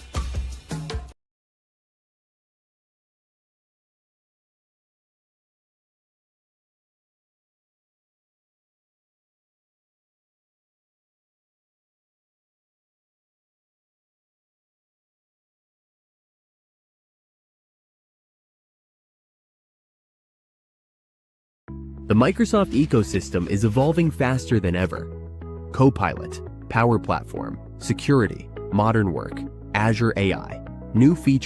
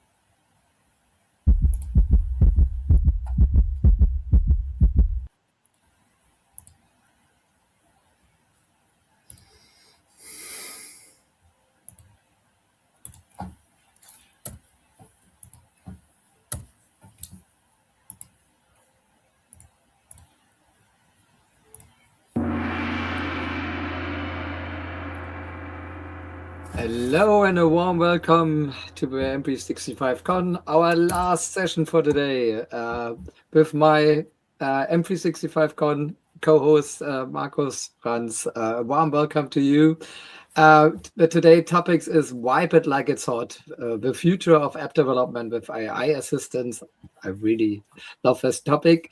Markus, hello, and up to you. You can start. Thank you. Hello, everybody. Like Marcel already mentioned, we will be seeing a few demos today about what is coming towards us regarding app development, or more or less what is already existing, and also one new thing that I'm really addicted to. And if I infected you, I'm sorry. I was infected as well by a few friends. I will give a big shout out to them later this presentation. But let me quickly introduce myself. I am quickly sharing my screen. I just need to set everything up so that I can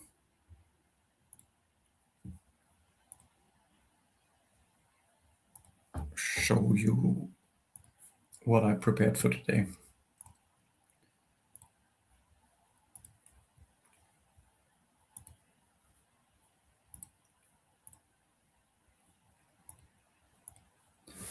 So now you should be able to see my screen, hopefully. Like Marcel already mentioned the title, it's all about Wipe It Like It's Hot, the future of app development with AI assistants. There are a few options out there, and I hope that I can show you around a bit.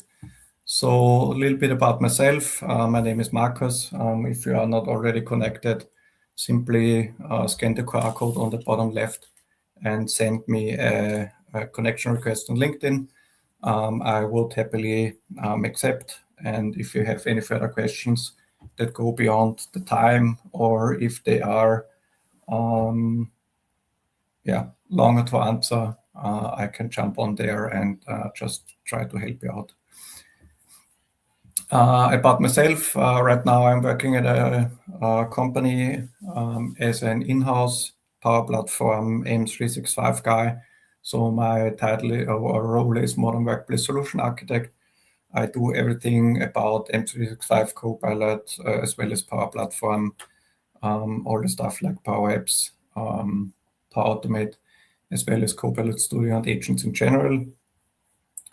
And yeah, I was awarded Power Apps MVP in September last year. I mentor a few initiatives. I'm a Power Program Champ, where I try to help new learners and beginners. And like I said, if you have any questions, let me know. I'm also a PnP GitHub repository contributor, where I try to upload a few cool snippets and tools about Power Apps, basically more or less only Power Apps.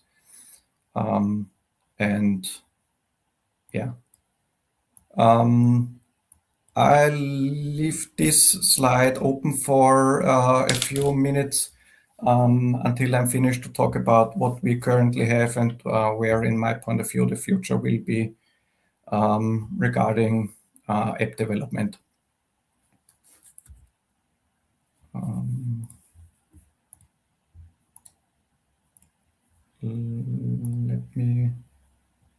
So I think I hit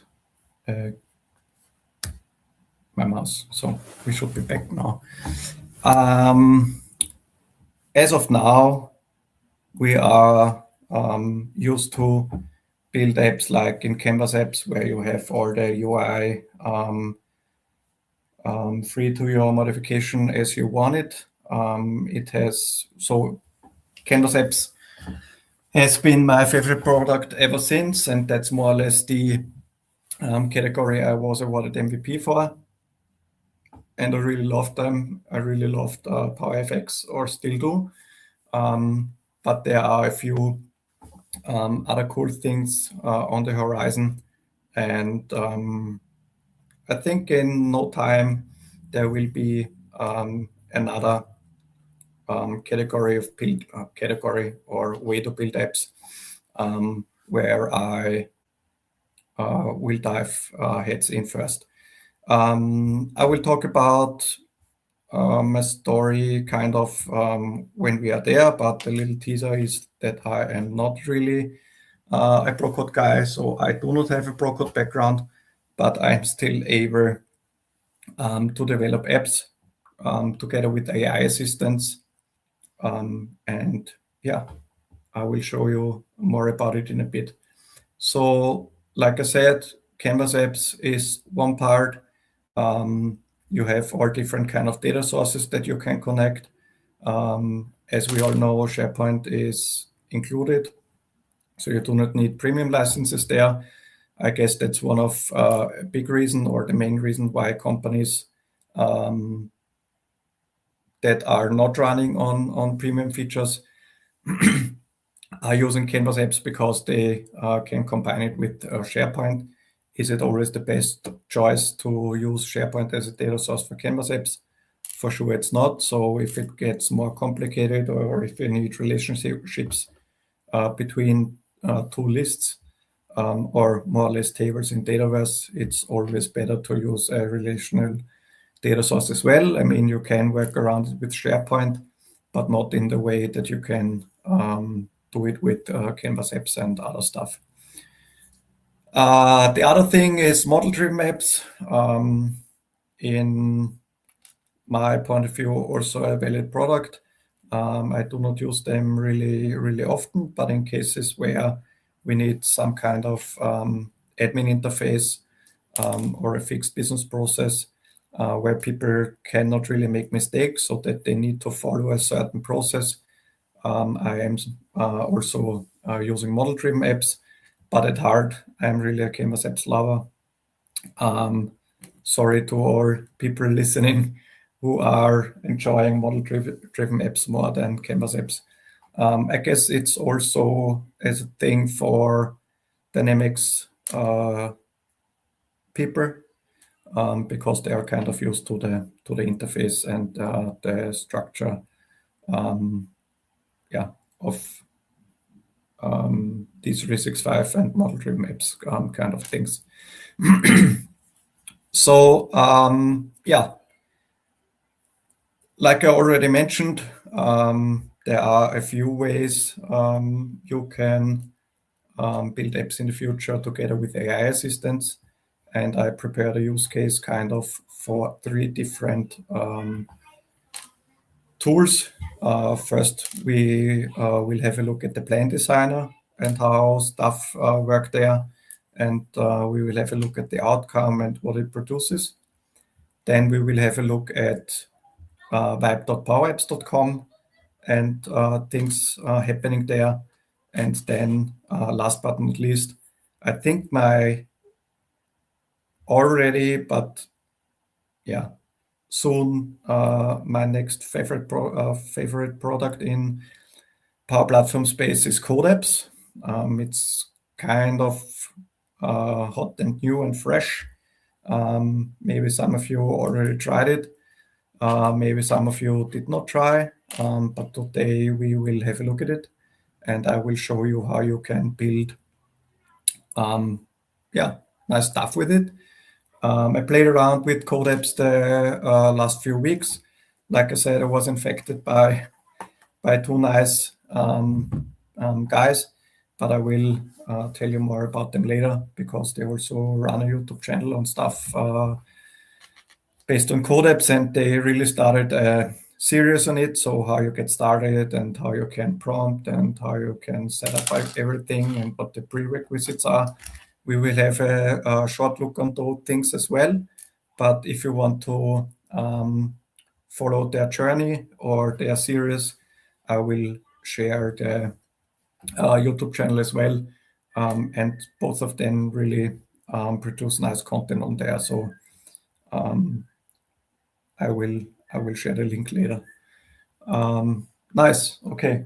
So let's jump into the demo. And like I already mentioned, we will start with Plan Designer. So I'm exiting my thing here, and I will head over to my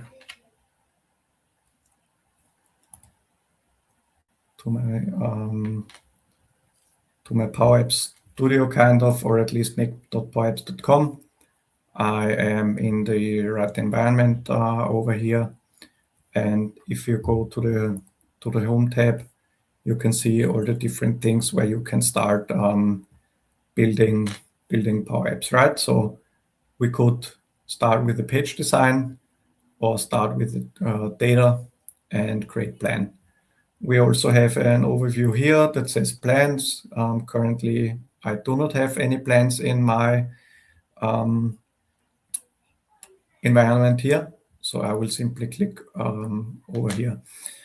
What I did was I used AI assistants and told, in this case, ChatGPT, doesn't really matter which kind of AI tool you are using. There are all different things out there, but I thought I will use ChatGPT because it's still kind of really common, and lots of people using it. I mean, it begins to shift sometimes for some people, and some of you might have more than one subscription, but you can also challenge all of those and just tell your AI assistant kind of what you want to build, and then you can check the outcome. So today I just told ChatGPT that it should give me a small and simple prompt about building an app that can book rooms at your office. And I will simply copy that, paste it in here, hit create plan. And then we can see that it is up and running. So on the left, you can see all the things going down. First, it builds a summary. Up here, you can have a look at which of the agents are connected or are working alongside you. So currently, we just interacted with the requirements agent. So based on the prompt that we gave the plan designer or requirements agent, it writes it down. And if you are not happy with the outcome, you can hit edit here. And then you could also add a few things here. But in this case, it's really about showing you what is possible. So in that point of view, so we click looks good here. So now we see that the process agent is running and is generating a response, and we can see that it lists out the process.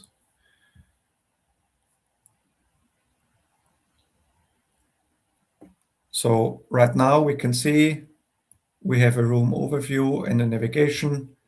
Then we can book a room, and I can also manage my booking. So if I need to cancel a room or if I need to change a time or a date, but in that case, we say it looks good. The next agent is the data agent. So the data agent is setting up every table that we might need. So we have a rooms table, we have a booking table, and then we have an employee table. Again, here, if you are not happy with the outcome, you can also, in that case, hit the edit button and just prompt whatever changes you have. We continue. Then we can see that the technology agent or solution agent did something. In this case, it only created a Canvas app, as you can see here. But in that case, I will tell him, please also include flows and model-driven apps if needed.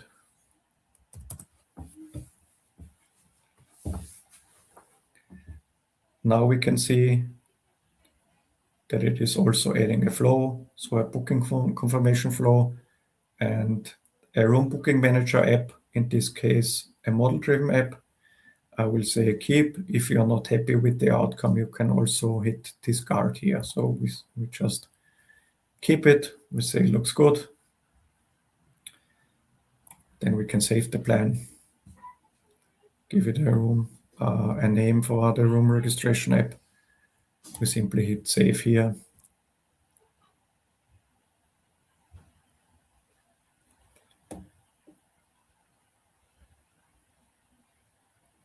So now it's saving the solution.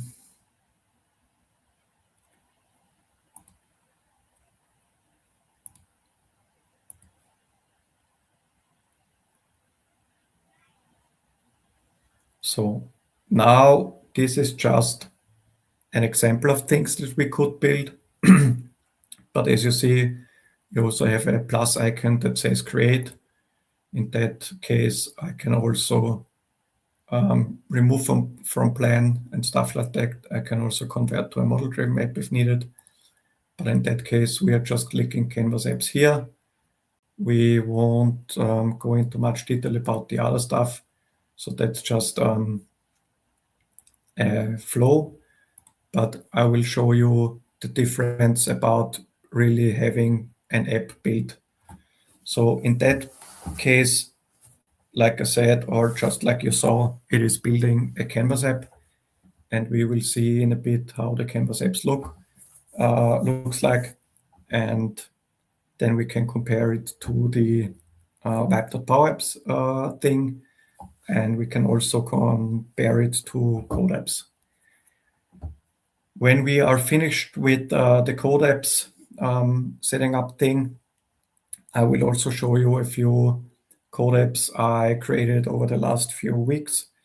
These are simply, let's call them playing around apps. So none of them is really in production phase. It's just me trying to understand how it works and also challenge it a bit and see if things can be hosted inside of my Power Platform environment. So it is ready. As we can see here, we have a room screen where we can choose rooms. Then we have the booking screen where we can book rooms. We have an employee screen for whatever reason. And we also have a welcome screen in, I think that should be the home screen or the landing screen.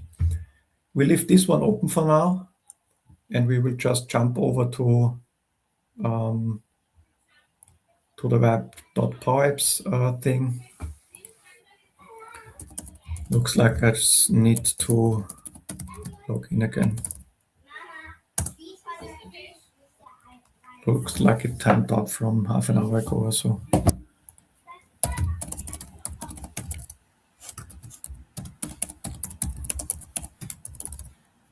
Let me quickly do this, and then we can see the difference.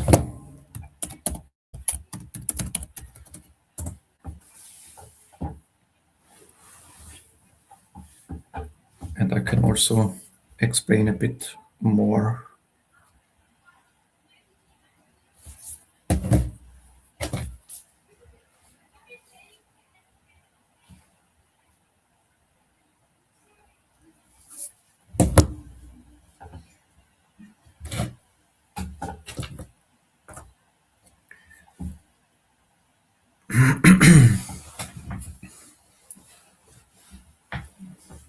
One limitation that I can already tell you is about the web.powerapps.com thing, that you are not really able to paste really long prompts in here.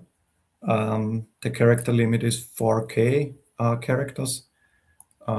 Might sound a lot, but in cases where you give it a really detailed prompt, it could be a problem when you are over the 4K limit, because it will simply tell you it is limited to 4K characters. But yeah, as you can see, it is kind of working like the plan designer. So we have the agents here. We have the requirements agent, the data agent, the code agent, and also the solution agent. Right now, I simply pasted the prompt in here, and it is creating everything. We should be able to see a difference in a bit. So it is working. We have a few tabs up here. So if I'm interested in data and what kind of tables and relationships the agent is giving me or building for me, I can simply have a look at those up here. When I go to plan, I just can go through it.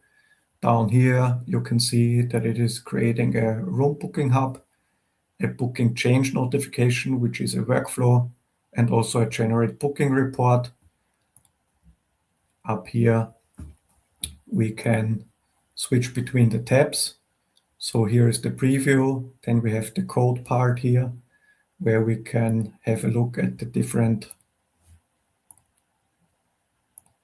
code snippets or code lines the agent is writing for us. And we can also have a split one, so that we have the code here and the preview here.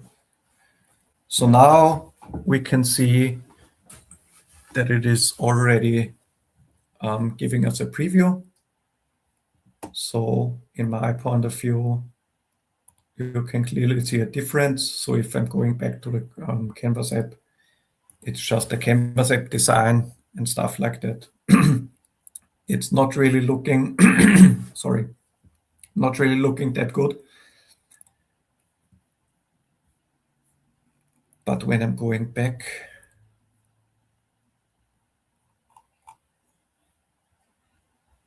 it's still working. So let's jump over to code apps for now. And we will see a difference once we are done. So code apps, let me quickly share a few infos with you. What are the prerequisites about code apps? So we need Visual Studio Code. That's what I just opened previously. We need Node.js, and we do not really need the Git thing that is listed here, but what we need is the Power Apps CLI. And there is also the requirement that you enable code apps in your Power Platform environment. It's in the admin center. You simply go to manage, pick your environment, go to the settings part, then you hit product, features. Let me quickly paste this into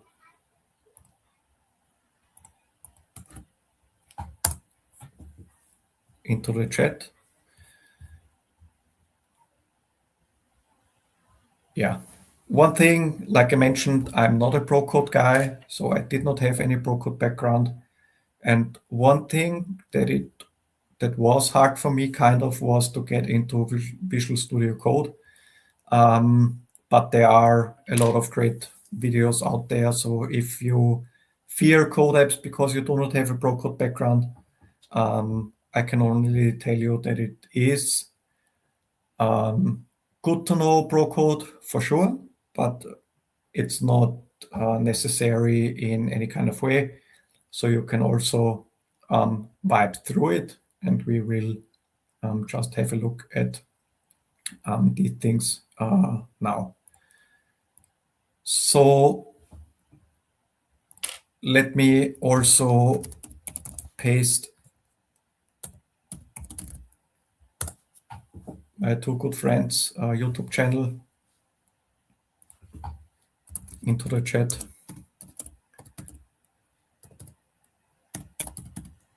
So they are called Power Squared.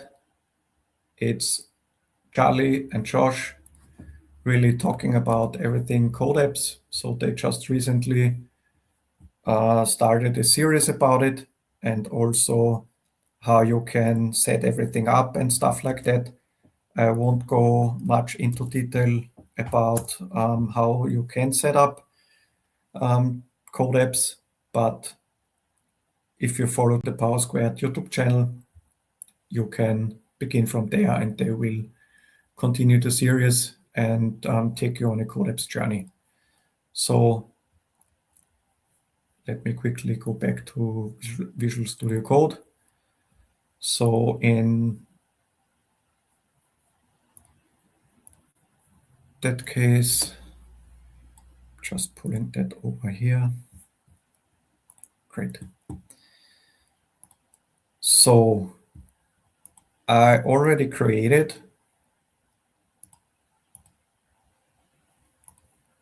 everything, and now we installed all the dependencies, and now we will push everything or initialize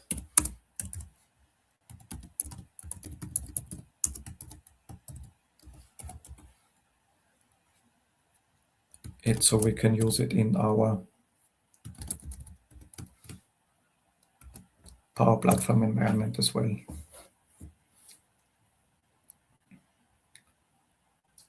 After everything is ready, I will just grab my prompt that I used here and also paste it in the other two tools. I simply hit submit here. If you are familiar with it, you can choose whatever model you want here, and there are a few others as well. I can really recommend the Cloud Opus 4.5. One thing that is kind of necessary, not really, but you can enjoy the fun much longer. It is really a good thing to get a GitHub Copilot Pro subscription, because I think it's $11 a month, as far as I know. Because the normal GitHub Copilot Pro, if you are playing around with it a bit, it is really drowning your premium capabilities, and it will be, or you will be at limit really, really quick.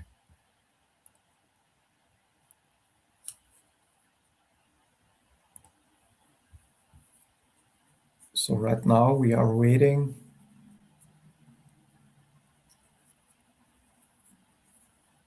that GitHub Copilot Pro is doing all the setup things. If you are already using Visual Studio Code, yours might look a bit different than mine, because I do not really have that much extensions installed here. If you are installing it the first time, it will for sure look very different, because you won't have any extensions installed. So we can install extensions here. You can see a few that I installed. Power Platform Tools is the Power Platform CLI that is mentioned in the prerequisites. If we click here, that's the Power Platform logo. We can see the auth profiles we are connected to. Right now, I am only connected to my developer subscription, and we can also see our environments and solutions down here. So if we click on the arrow here, we can, I mean, it's loading kind of forever, but we can also see all the apps and solutions that exist. As you can see, it's spinning, but now you can see all the solutions and apps. So we are still waiting until GitHub Copilot Pro is doing its work. In the meantime, I can show you what I played around with the last couple of days and weeks. Just need to see if the app is still running or if I need to reload, and if it is also timed out or not.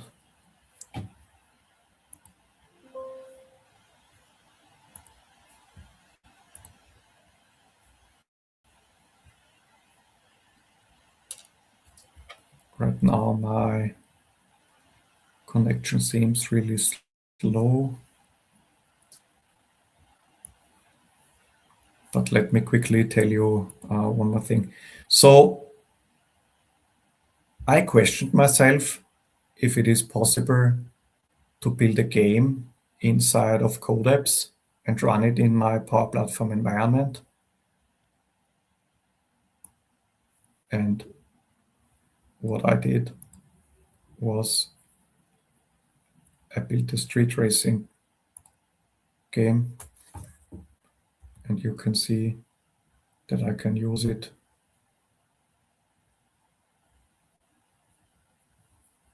right now. My connection seems really slow. Looking that good, but as you can see, there is a game running and built with Code Apps in like 5 minutes. I will go back and see what my GitHub Copilot Pro buddy is doing. Up here, we can see all the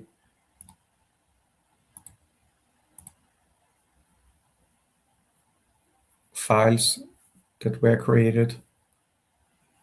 It's still thinking, but I will show you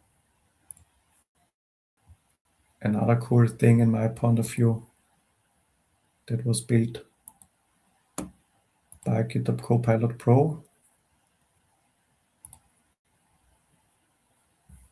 Just need to find the right tab.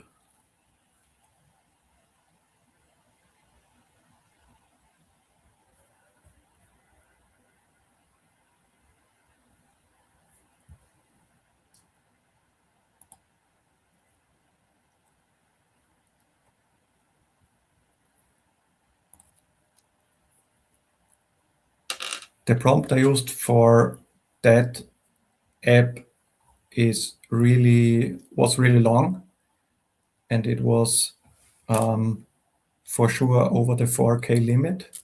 So in that case, I wouldn't be possible to build it with mypowerapps.com. But it's a Copilot adoption gamification app. So as we can see, there are some quests I could finish. We have a library down here where I can show more.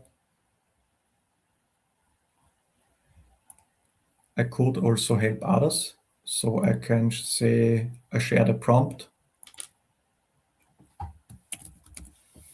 and I just type whatever in here. as we can see, there is a 10 characters minimum limit. So when I'm not typing in 10 characters, it shows 0 of 10, and it counts up. So I can say log help, and then I can see that 25 points EXP was added to my account. I can see the stats down here.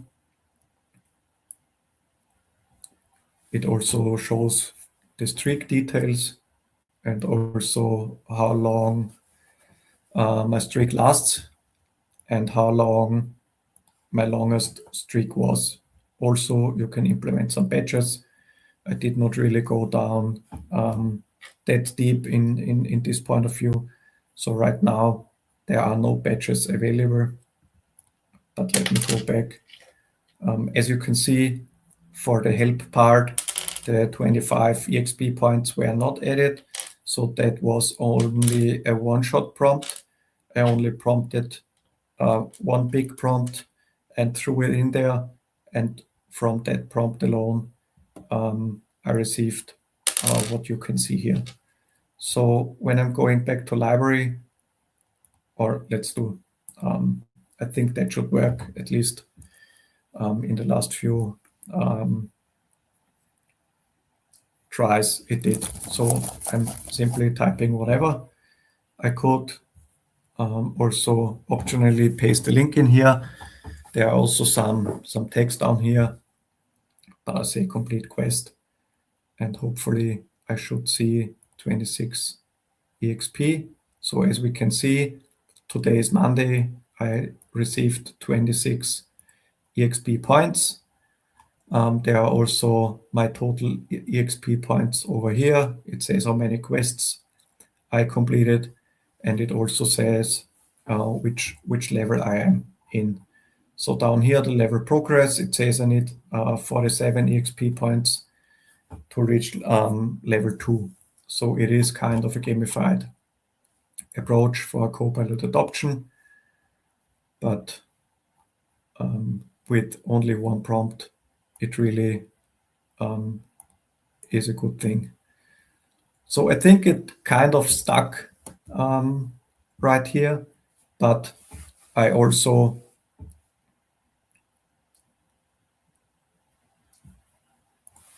let us simply try one thing.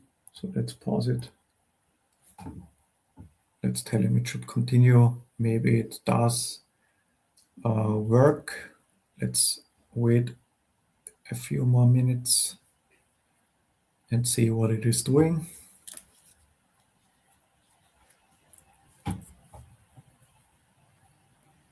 Now it's all it's reading through all the files.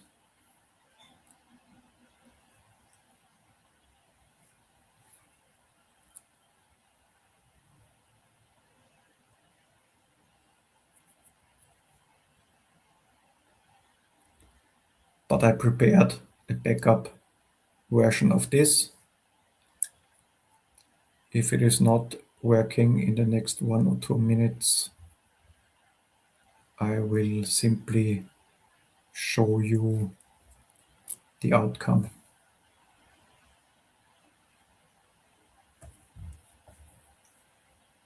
In the prepared version.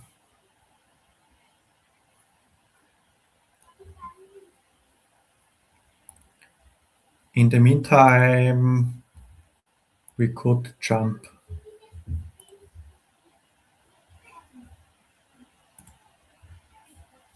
back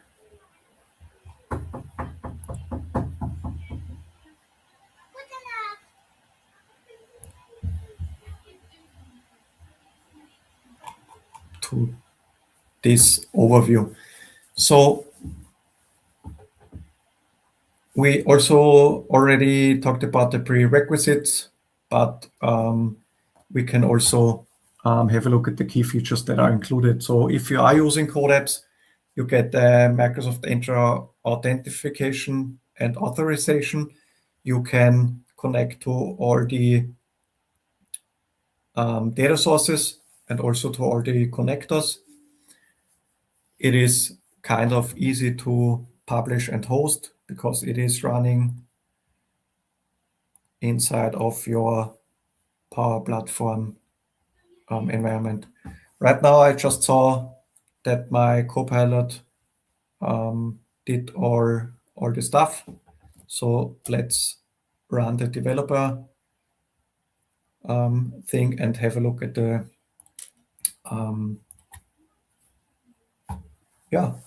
work that GitHub Copilot Pro did for us.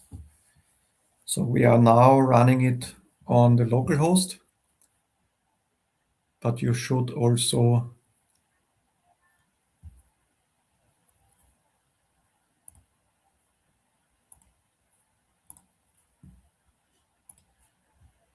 let's see if my connection is strong enough.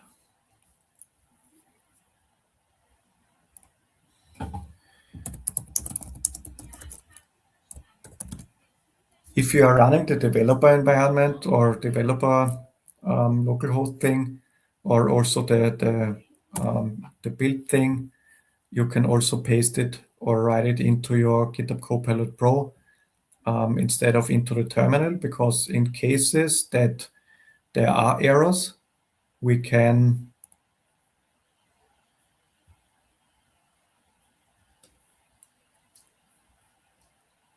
use the advantages. So right now it says it found 14 errors. Let's see if GitHub Copilot is able to work through them.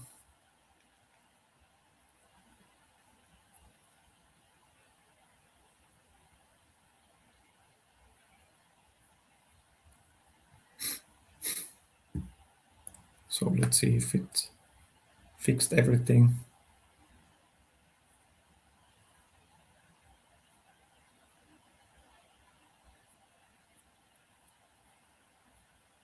Looks like now everything looks fine. Let's see if it is also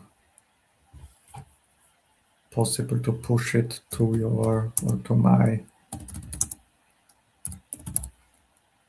Power Platform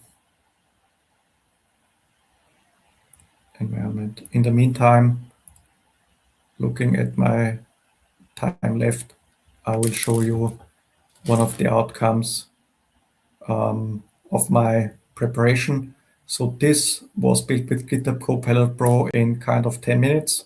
When I did everything, it worked better because my connection was good. So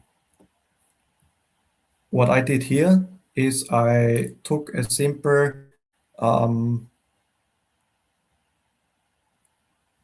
room plan or office plan I found online in a Google search.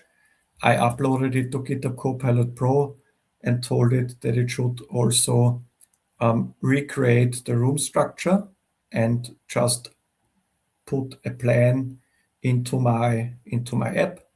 I have 2 floors, and as you can see, it's a bit different. Unfortunately, I'm not able to reserve the toilet for working from there.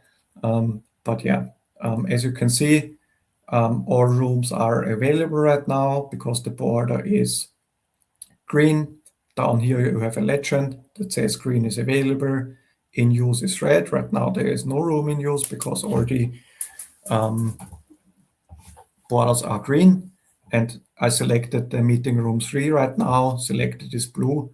I could book the room now. So let's say from 7:30 until 10,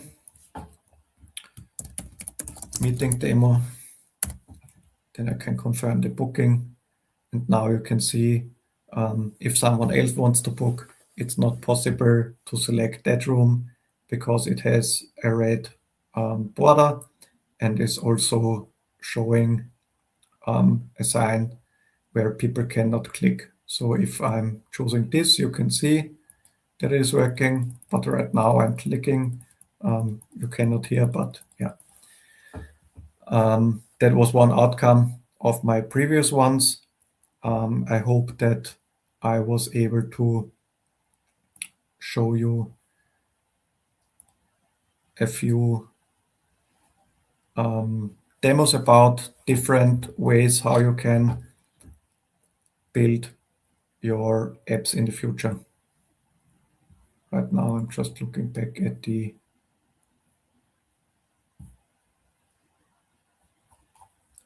other So, yeah, really cool and really interesting impressions from you. But so if an user take a look on this, what do you think? Which roles are which of the solution?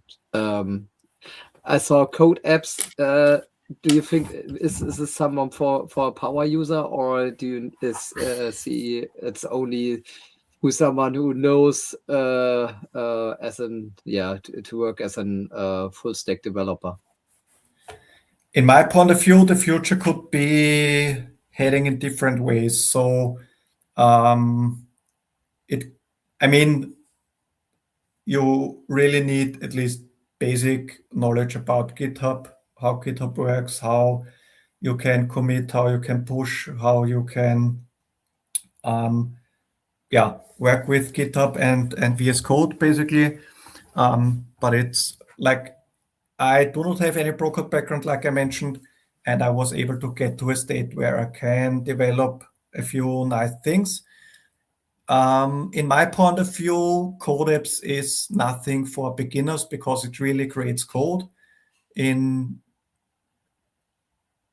the best way is that you can at least understand the code that it is generating and also being able to read it, because when it is giving you any kind of bugs or errors, you can find it, you can rewrite it by your own.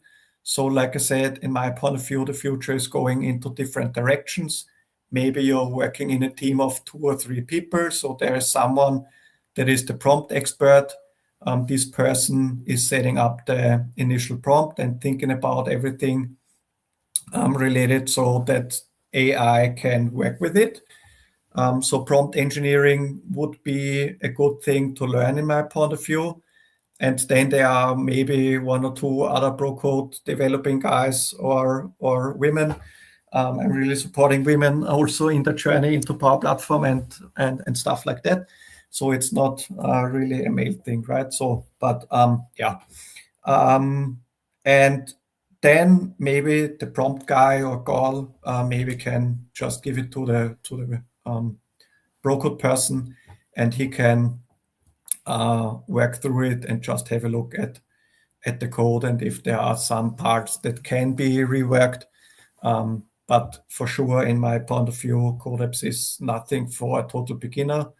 It's more or less for really advanced people, or at least people with a good amount of knowledge in stuff like I mentioned right now, right? So the vibe power app thing, it's nice, but the plan designer is kind of the same. And we also have the app agent in the M365 Copilot stack. I wasn't able to show it today because in my developer environment, I do not have an M365 Copilot license, and I'm not in the Frontier program with my developer environment. But the M365 Copilot app agent, there you can simply create also an app that is based on SharePoint. This can be used by anybody kind of. So there are from no code kind of to low code, and then to vibe code and pro code. So it's kind of a never-ending learning journey for whoever is interested in. Do you think regarding to PowerFX, it has a future, or would be all this stuff more and more going to vibe coding, and there's no out of the box dev like PowerFX in the future? Yeah, it's hard to say, or it's hard for me to say, because like I mentioned, I'm really a Canvas apps kind of guy. So I started with Power Automate basically, but then jumped really quickly to Canvas apps and PowerFX and stuff like that. So I really love writing code in PowerFX. But I think the future is not really bright on this. So in my point of view, it really goes towards React and TypeScript things.